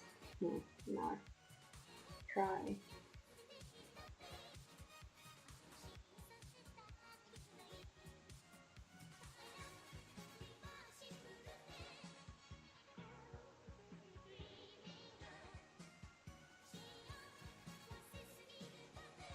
A little too light. There we go. Yeah, just so it's a little bit more unified, so that you don't have this very, very stark, harsh color change. Because this was made at the time when a lot of anime was switching from hand-drawn cells to digital coloring. And if you look at the digital colored anime from this time period, it's very hard on the eyes. It's like physically painful to watch sometimes, just because of how harsh the colors can be. Redline is very entertaining visually. If I recall, it was the movie where the director spent 8 years working on animating it. Yeah, it's like one of those, like one of these absolute juggernauts of the animation industry where it comes out. That seems to be a pattern with works that go above and beyond with animation. I recall hearing Akira also made a number on its production team. It's a shame. The differences with Akira is Akira came out and that movie literally blew away the animation industry worldwide. Sorry, I'm just going to change her skin color because I don't like how light it is. But that movie came out and it literally changed the entire animation industry overnight. If you ever watched Super Eye Patch's video on Akira, he starts off his review, and it's the best way to describe the film, and it's the way I always describe the film. I just quote him where he says, "There was everything else, and then there was Akira." And that's the best way to describe that movie coming out. That was insane. That was like Star Wars. Like when Star Wars came out and everybody lost their minds in the late 70s, that was Akira when it came out.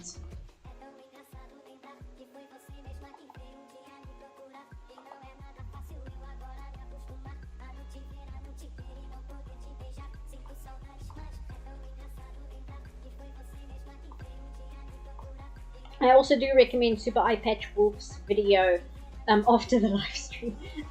Check out his video on Akira because it is a really good video, first of all, and it's just such a interesting and fascinating explanation of like the impact that Akira left on the movie industry.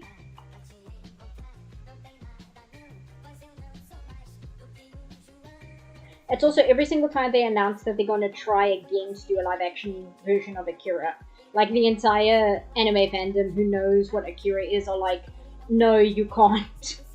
Is because just animation is the core of what makes Akira what it is. You can't just do it in live action for some godforsaken reason.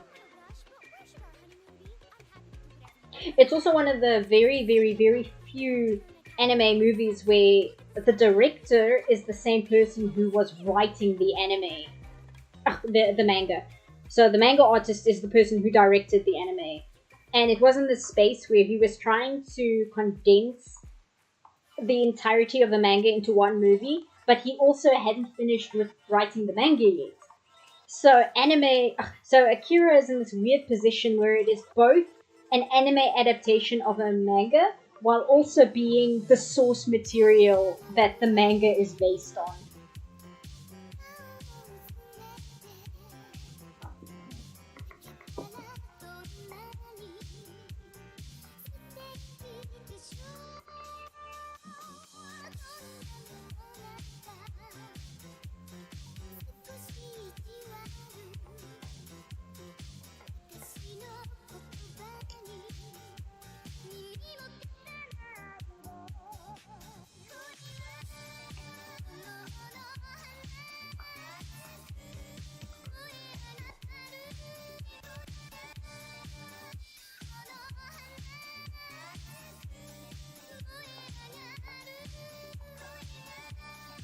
I'm just gonna grab some water.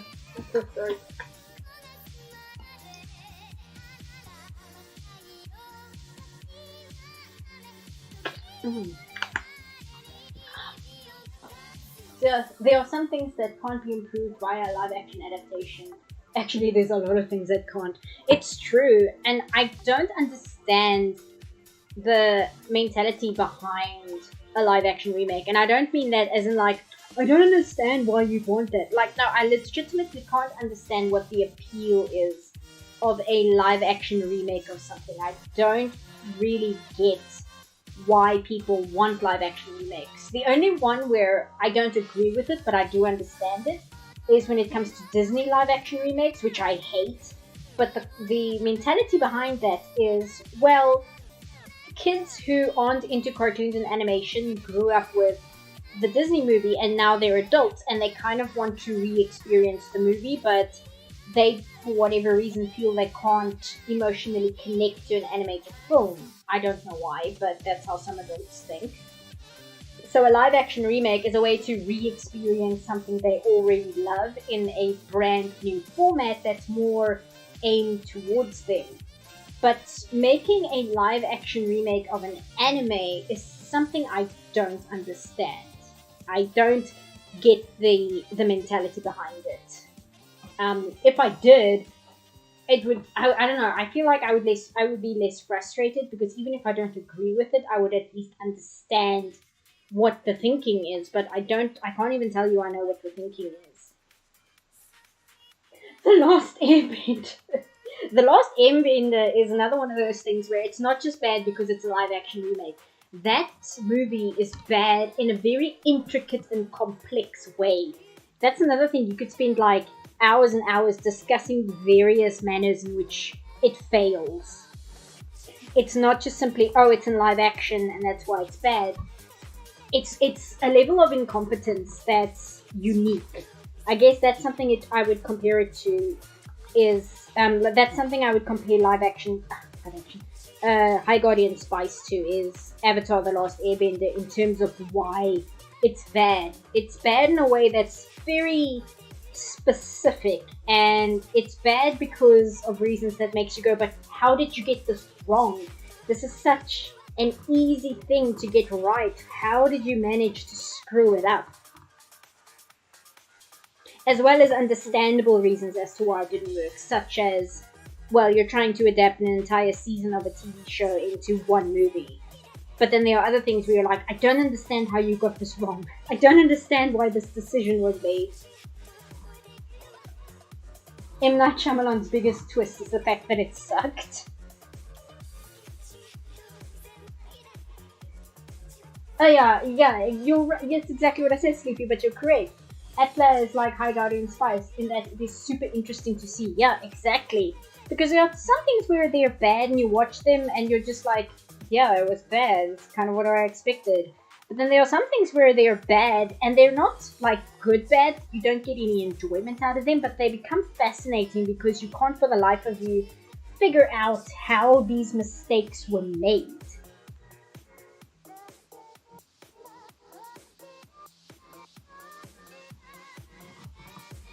A lot of his stuff was bad, but most of it is laughably bad and entertaining. Live action Avatar is just awful.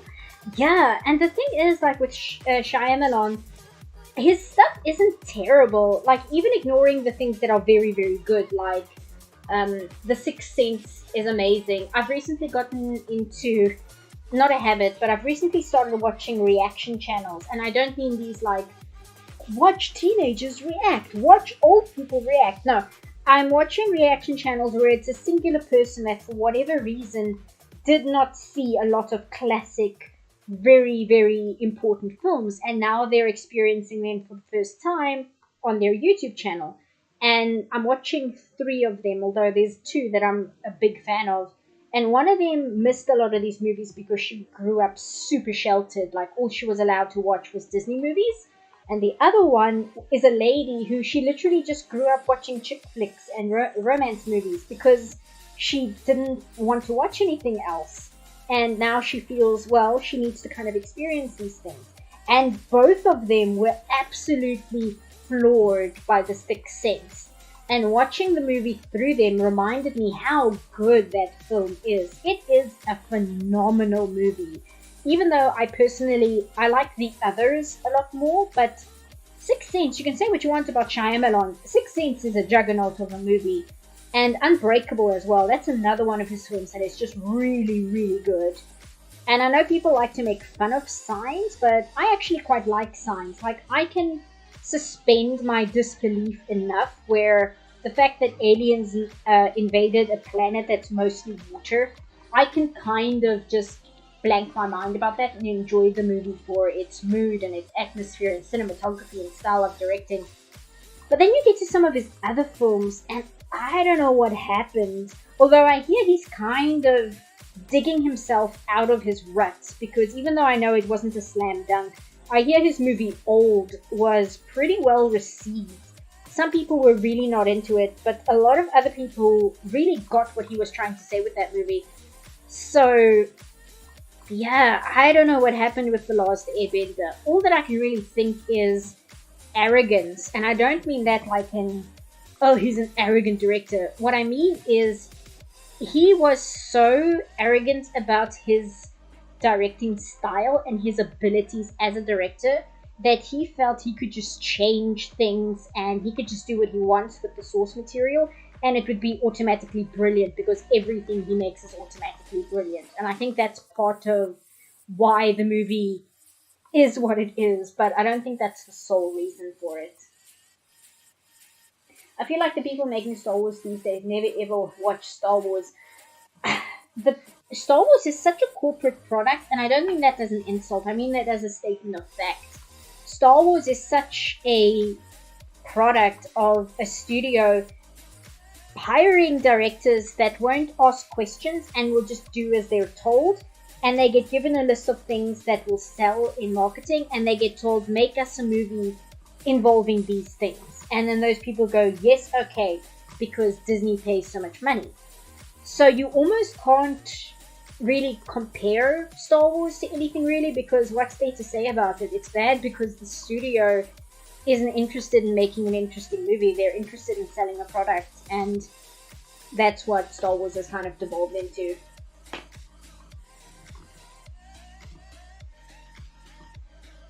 It's really funny. Like I said, I've been watching these reaction channels, and I watched the lady from Canada who only watches rom-coms, and she really liked the original Star Wars trilogy. So she started watching the prequels, and the first prequel, I know people hate Anakin in that movie, but it's not that bad. And then watching the other prequels through her, and her who doesn't have a refined taste in film, and she just kind of watches like Hallmark movies, even she was like, this dialogue is this dialogue's very strange, you guys. I was laughing so hard because she's so polite, and she's like, this dialogue, it sounds like something I would write. I don't know, guys, this dialogue's it's very strangely written, and it just reminded me how bad the prequels were.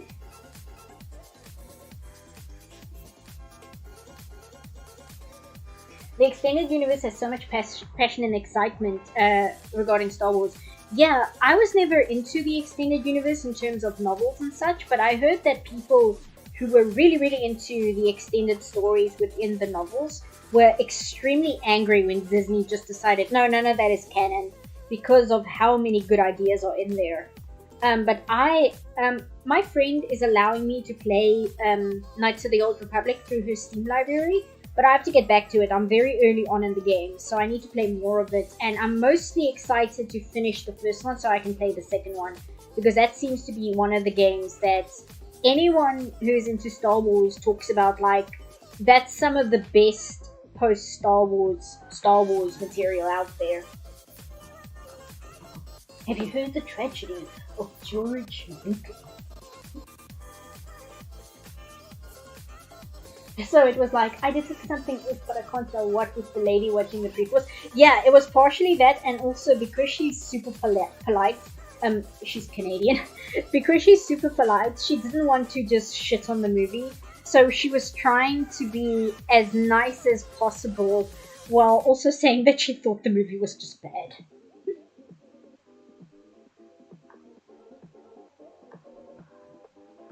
I just realized I have not saved once. Everybody, remember to save your work.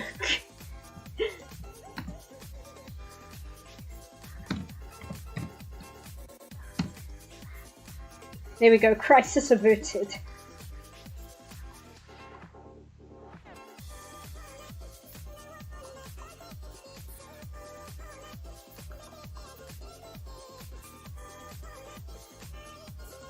Shadow of the Empire, KOTOR, The Force Unleashed, Jedi Fallen Order, just to name a few games. They're all fun.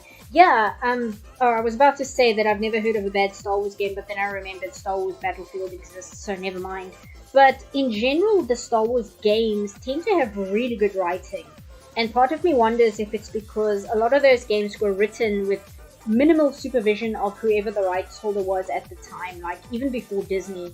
I think those games were kind of left to figure out their own ideas, and I think it's for the better of it, because very often if you just let writers and artists kind of do their thing, you can end up with a really good product. It doesn't always work out that way. I'm not going to say, oh, if you just let artists do their thing, everything will be brilliant, because, you know, I'm a big fan of history, and I'm a big fan of film, so I'm also a big fan of film history, and I can promise you, just having an artist at the helm of a movie does not automatically make the movie good, even if the person at the helm is a genius filmmaker. But I do think that a reason why a lot of the Star Wars games tend to do pretty well, especially in the past, is because they weren't micromanaged by Lucasfilms or later Disney.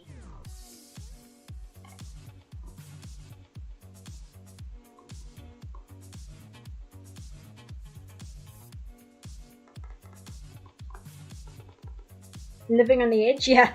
Please remember to save.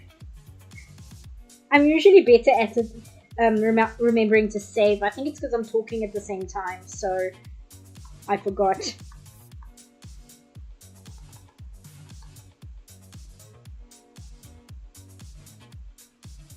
I'm gonna check where I'm in the music playlist. Okay, no, we're still good.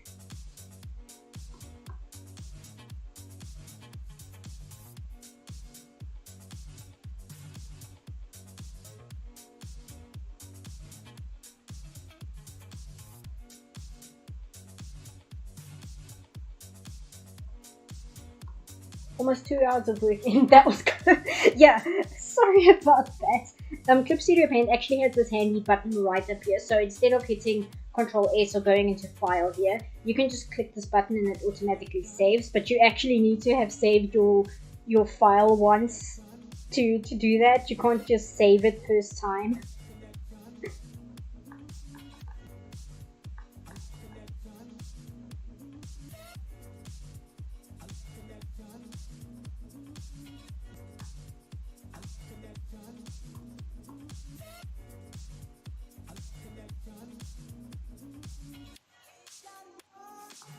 My friend is super into the Star Wars show. What's it called? Not The Mandalorian, not Obi-Wan, The Bad Batch. I have a friend who's like a really big fan of The Bad Batch, so I assume that one's pretty good as far as Star Wars stories go. I know people say The Mandalorian is pretty good, but I don't know. I don't know if that one would appeal to me. I feel like I have to watch the Lone Wolf and Cub movies before I can watch The Mandalorian, because watching The Mandalorian would be like watching the inferior version of the Lone Wolf and Cub movies.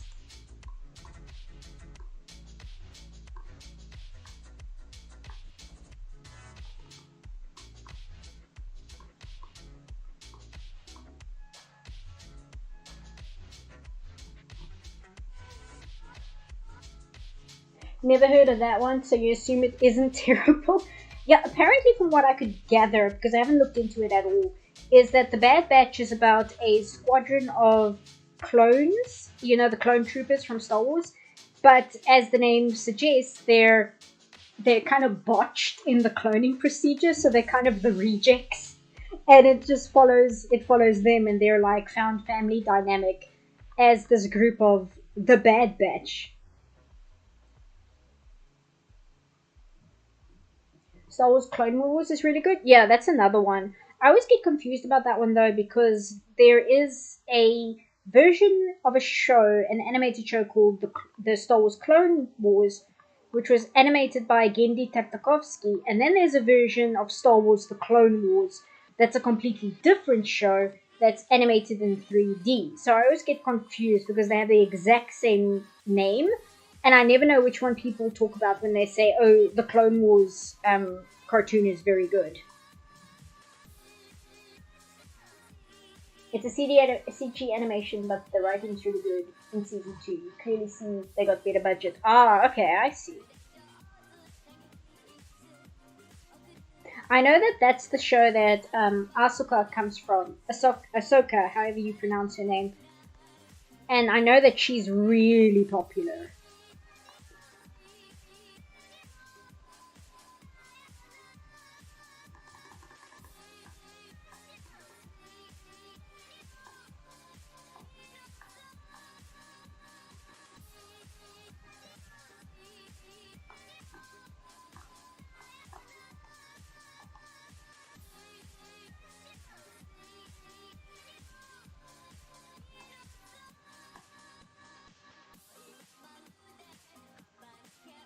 Okay, she doesn't have her mouth open in the reference material, so I'm just going to make up the color that's going on here.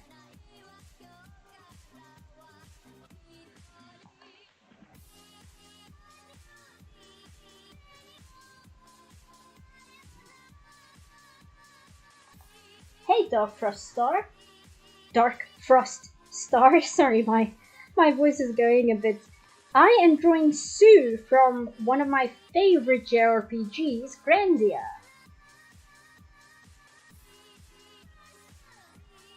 Which I would actually like to make a video on, but I'm always worried because my channel is very focused on animation, so I'm not entirely sure it would be in my best interest to focus a whole video on a JRPG that I would have to play all the way through, which people might not be super interested in just because it's not coherent with the rest of the subject matter of my channel. But I might do so at a much later date when it's like, oh, well, if people don't watch it, it's not that big a deal. Like, I'll just make it because I want to.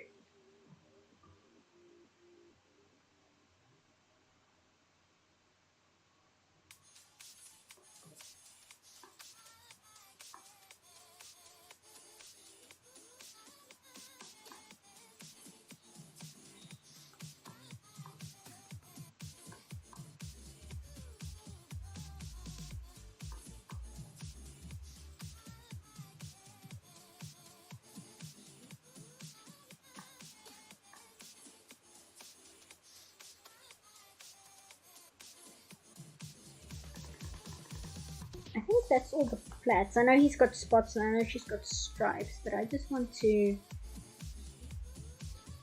fixing the spill.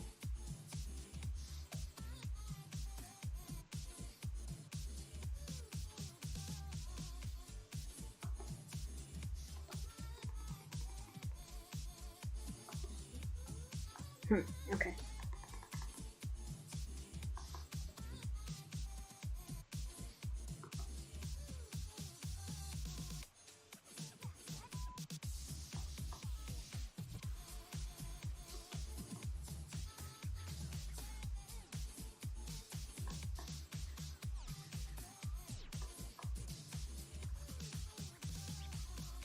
A side channel? Maybe.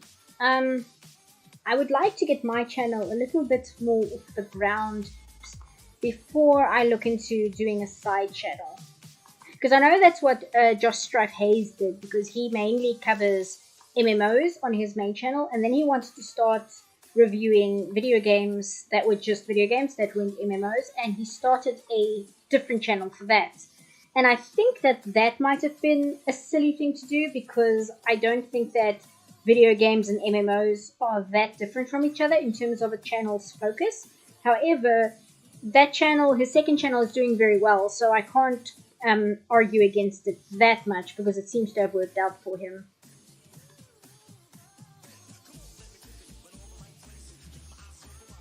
I like the animation content and also the Halloween recommendation video, which was different, so I'd say broadening can't be a bad thing. Of course, animation is the main shtick. Yeah, and I was thinking with Grandia, the thing is, because it looks the way it does, it's a very cartoony and brightly colored JRPG without being, Final Fantasy VII in terms of style, it might fit in okay with the channel, but I have other things I want to focus on way before that, and like I said, I would have to play the entire game and capture footage of the entire game, and it's not what I want to focus on right now, especially because I'm working full-time for the studio that I'm still under contract for, so it would take an extremely long time to do. So I might have it like as a side project, but it is not a priority right now.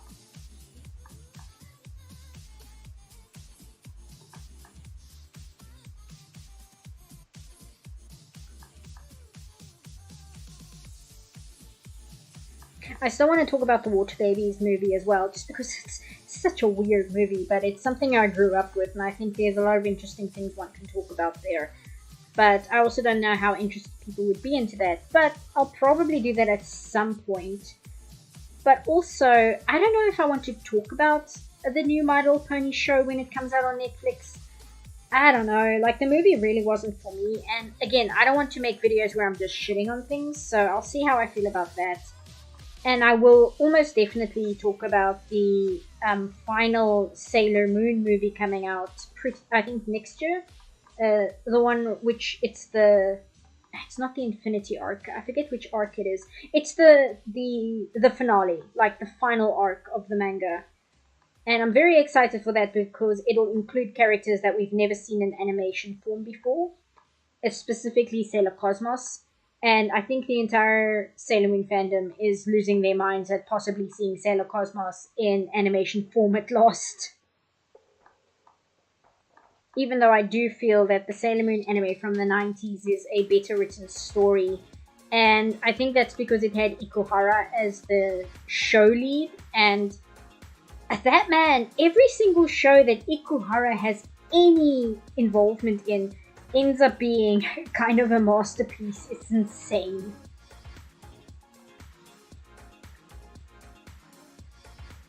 Just keep it in the cards for the future. You'd be interested in learning about Grandia? Yeah, like I don't want to throw away their idea completely because I've been thinking about it for quite a few months. I just feel like right now would not be the correct time for it, and I don't have a sneaking suspicion they have said as much, but the YouTuber I'm a big fan of, whose Twitch streams I often join, Klimps, has said that they would very much like to do a video on Grandia because Klimps' channel is specifically focused on JRPGs. But I'm at the point now where even if somebody else covers a topic I want to cover, I think it's fine, because if I think about the YouTube videos I watch, I very rarely watch one person's opinion on something and then never watch anything else about that subject matter because that person has already covered it. I will watch multiple videos on a subject from multiple people just because I want to hear various opinions on something. Like, I want to hear a lot of different people's opinions. This is why when video game announcements and live streams and events happen, I will watch the event stream maybe 3 times, just watching it through different people, just because I want to see what they have to say about what was announced, because different people focus on different things, and I feel it's the same way with video reviews. I would very much like to talk about Daikon 4, for instance, and that's probably something I will do way before I do Grandia, even though a lot of people have spoken about Daikon 4, and just as I was getting ready to possibly start a video on it, somebody had uploaded a video on Daikon 4 literally the day before I was thinking of starting, and they had named it exactly what I wanted to name my video, so I'm laying off that one, but that's another subject that I'm definitely going to talk about, just because I'm so passionate about Daikon 4. Right, I need this, I don't need... Oops, that's too thick.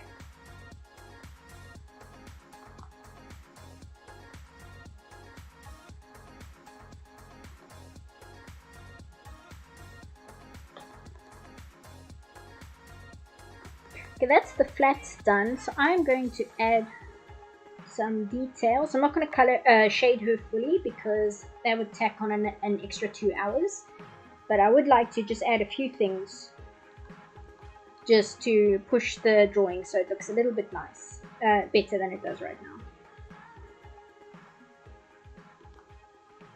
Right, let's make this bigger.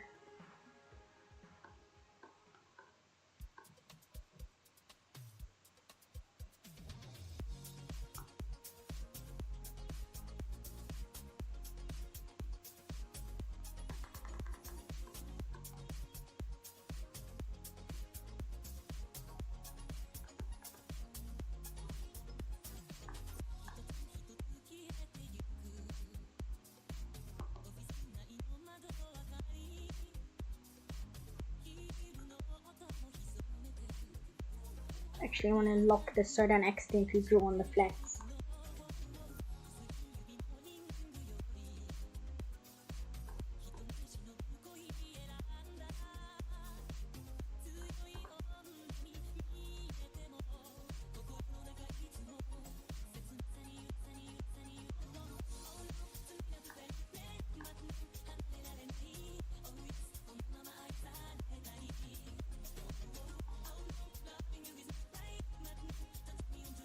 Too dark.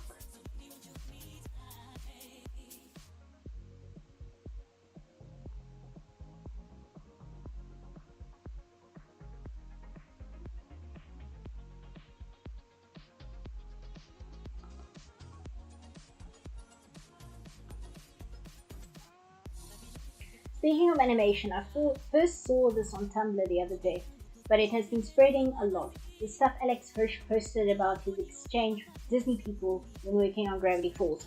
I have not seen anything about that, but I can imagine, because Alex Hirsch has said in the past some of the things Disney was very against while he was trying to do Gravity Falls. They had some weird stipulations where they were very against X, Y, and Z, and I don't think it's that they were more vocal about Gravity Falls.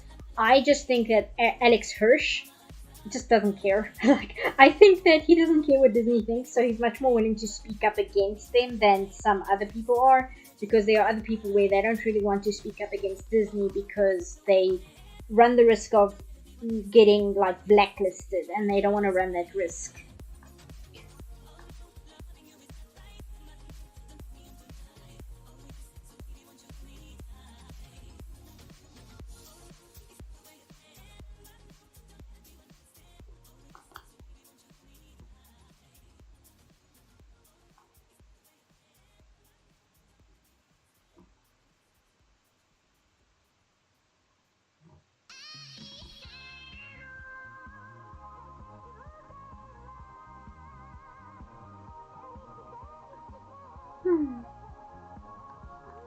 I'm gonna need some more water in a sec here.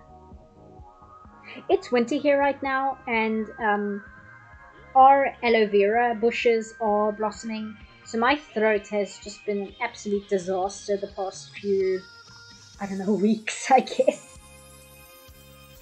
Perfect. Here we go.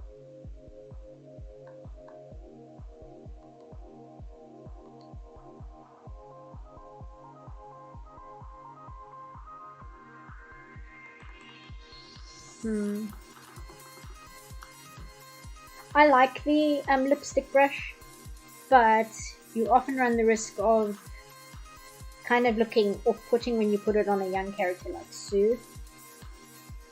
So I tend to be careful with how I use it.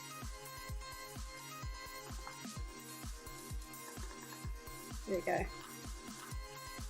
Because you don't want it to look like an underage character is wearing like heavy makeup. It just looks awkward for everyone involved. There you go, just a little bit so that it suggests a little bit of blush there.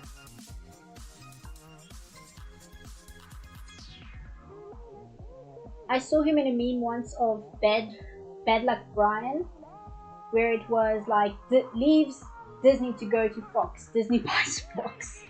Oof.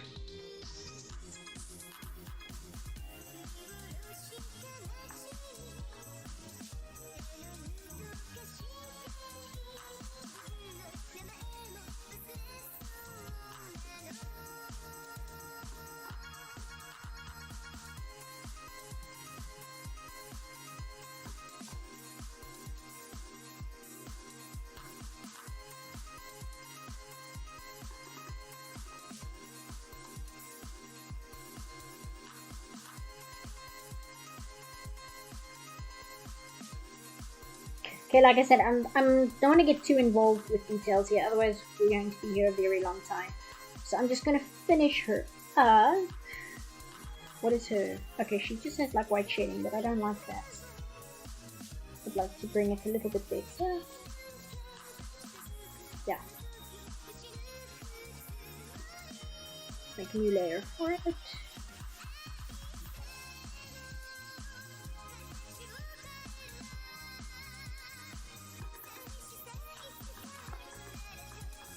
And then I just want to put some shading here just because it feels weird just leaving it.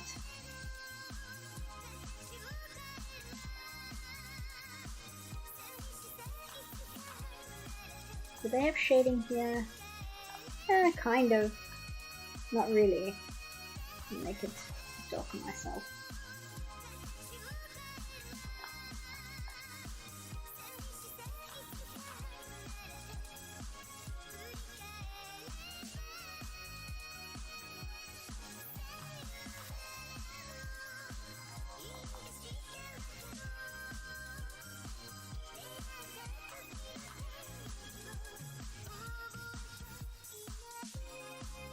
Wait, if I do it this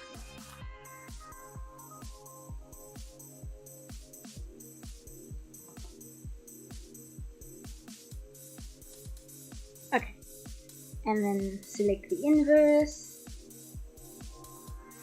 And now if we use the eraser, oops. There we go, much easier. And then I just want to put some shadow on her pants here.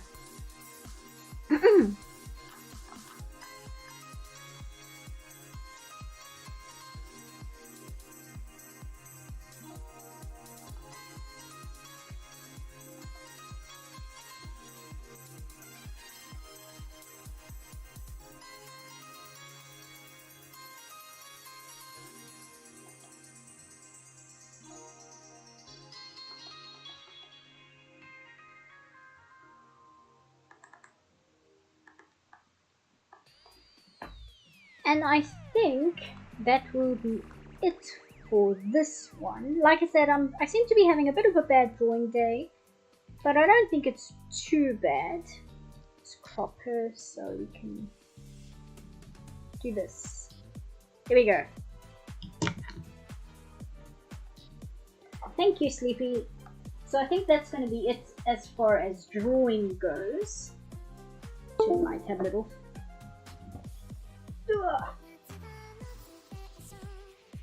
And grab some water and see how everybody's doing in chat.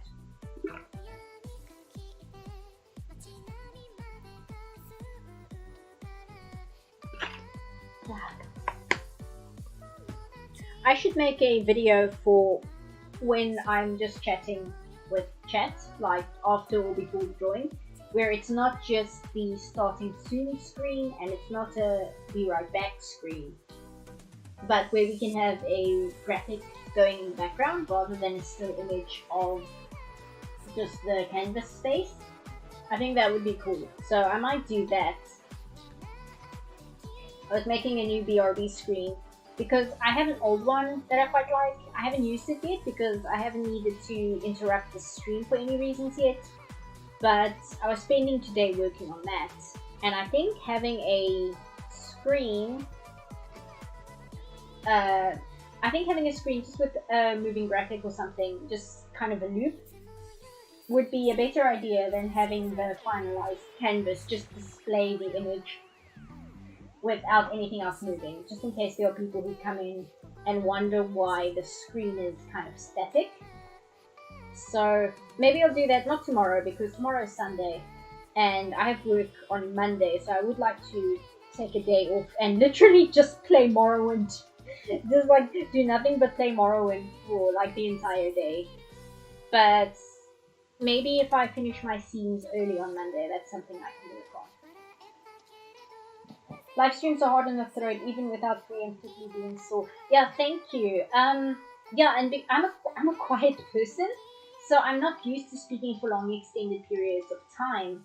But I do think that the more I do it, the easier it'll come physically, like on my throat. And I need to remember to maybe have something on hand to drink, which will soothe my throat as I'm talking. Because I am drinking water, but maybe like a lemon drink or something might be a good idea too. I'm kind of figuring this out as I go, and I'm learning. And I think I'm doing okay. Having people in chat and not just a blank chat is probably a good sign. So I really appreciate you guys showing up and hanging out. Because I can kind of just talk to myself, but I think it's more fun having people to interact with rather than just kind of rambling about whatever's on my mind, because I would honestly probably just go into a tangent about Morrowind lore because I'm playing it at the moment and everybody would be like, what is she talking about?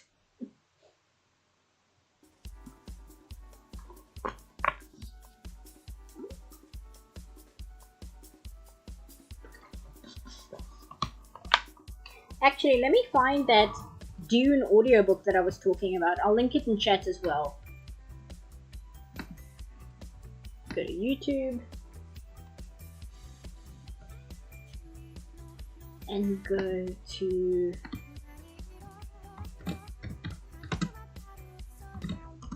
Kira the Don. Here we go.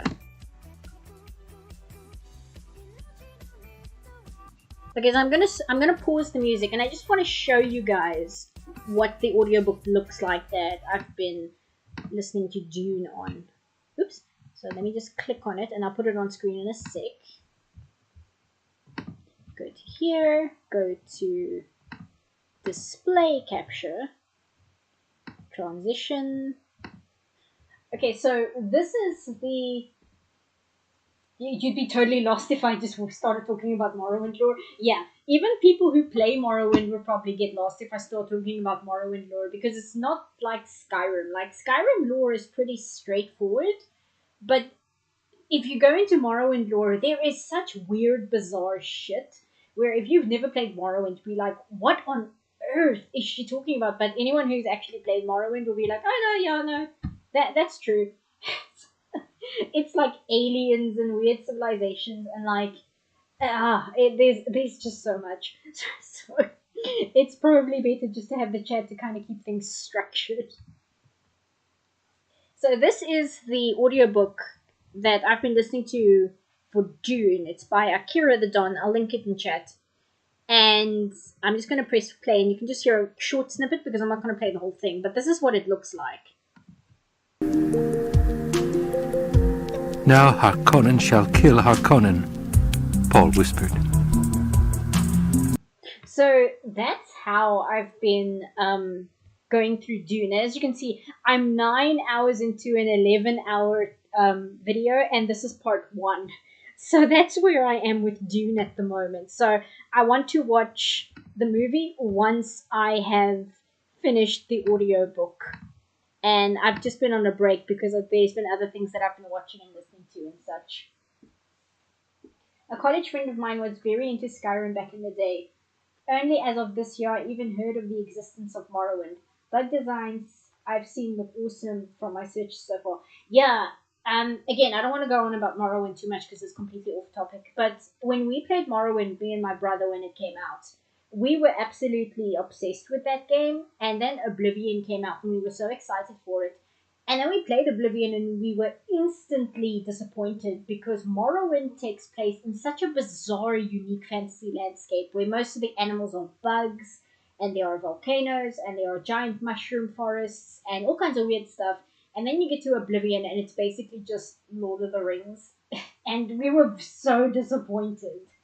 But I'm playing Morrowind again for the first time since like 2002, and it holds up. It's really good. But I'm not going to go on with Morrowind lore because it's just a lot. It's just a lot.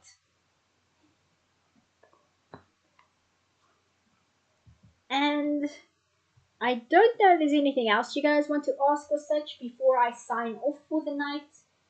We've been going for just a little bit over 2 hours, which isn't too bad. That seems to be roughly around where my streams tend to go, which is also good for me to know because it kind of gives me an idea of how long a quick picture takes me. Because in the past, I don't really track my time, I just kind of draw. So that's good to know. So if you guys have any questions or last things you want to ask, we can go over that, and then I'm going to say goodnight and play Morrowind. Probably either that or just watch YouTube. I meant to watch R Flag is Death, or R Flag Means Death. I'll probably do that tonight. Well, it's already night, but I might do some of that today and tomorrow. But anyway, I forgot what I was saying. Point is, how are you guys doing? Oh, let me link Akira the Dawn in chat. Hold on.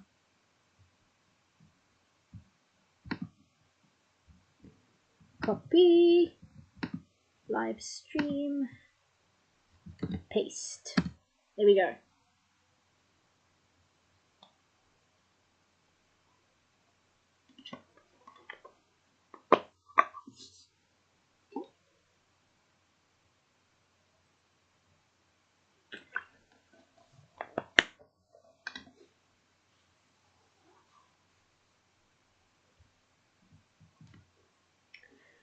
I was wondering actually, your first video I can check out is a demo reel. Was your channel initially made to post demo reels? I can't remember because I've had a YouTube account for a very, very, very long time. And I don't even know what the first thing I was what it was, what I uploaded. I remember like back in 2012 or 2013, I had this idea of doing audiobooks for My Little Pony fanfics, but that kind of fell through very quickly just because I didn't feel I had the voice for it and I wasn't entirely happy with how it sounded, so I kind of scrapped that.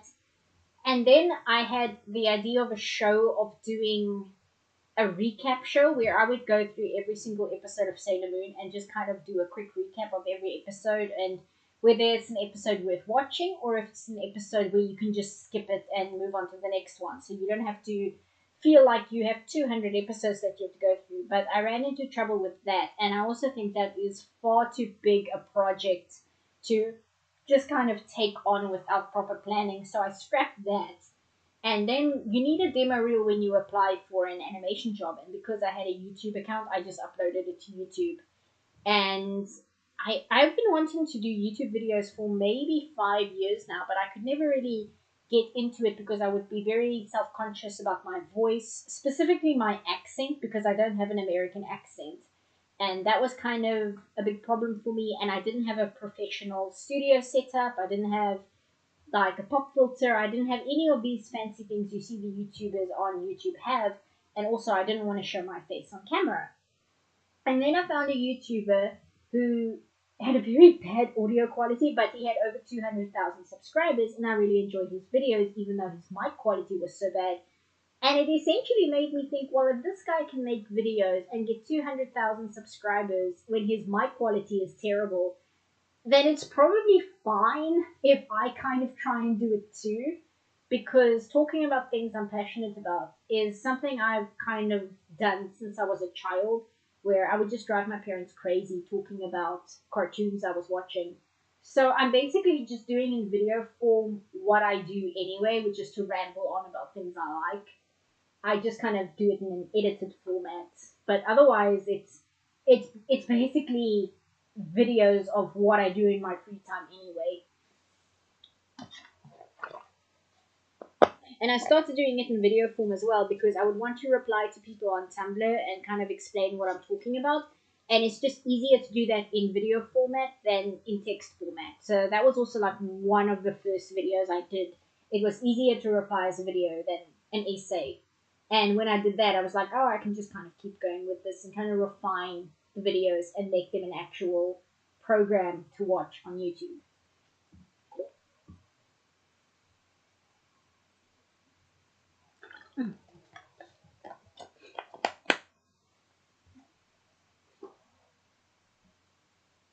I also wanted like I would do more animation, or I would have done more animation in the past to upload to YouTube, but I didn't have access to a good animation program until like last year.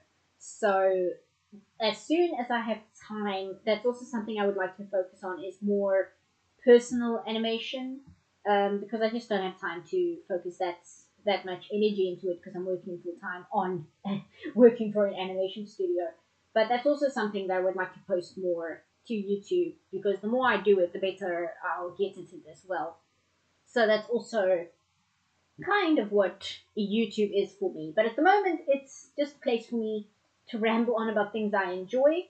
And I felt that I can present ideas and thoughts in a way where people might enjoy listening to them because, you know, I went to college for animation and stuff. And I would get feedback that when we had to do guest lecturing, that I can present topics in a way that's interesting to listen to. So I know that I'm not terrible at it. So I figured, okay, well, if I'm not terrible at it, that's good enough to do YouTube videos because I've seen some horrible YouTube videos and I know I can do better than that.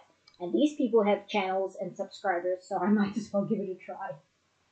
But I am actually going to say goodnight because my throat is really sore. So I'm going to make some tea with honey and I am going to stare at my screen for the rest of the evening. So I hope you guys enjoyed. Next time I'll try and think of something non High Guardian Spice related beforehand. But next time I think we can draw maybe Amaryllis or Snapdragon because that would be cool. Because as we've established, those two are some of the best characters in the show and they deserve to have some art made of them. There's so little fan art of this show. This High Guardian Spice, it has almost no fan art online, which is both good and bad because it's the show that it is, but it also leaves me very little to work with when I want to use visuals. So, oh well, I use what I can. But anyway, I want to say thank you guys for showing up. It really means a lot to me, and thank you for talking in chat. And hi to any lurkers if there are any. And I hope you guys have a very good evening. Oh, and I had better not just sit and talk, but actually switch to my outro. This is the outro. This is not the pause music. And as always, the music is linked in the description of the video if you're interested. And I will see you guys next time, which is next month. Let me just, here we go. Do it like this. Okay, bye guys. Bye.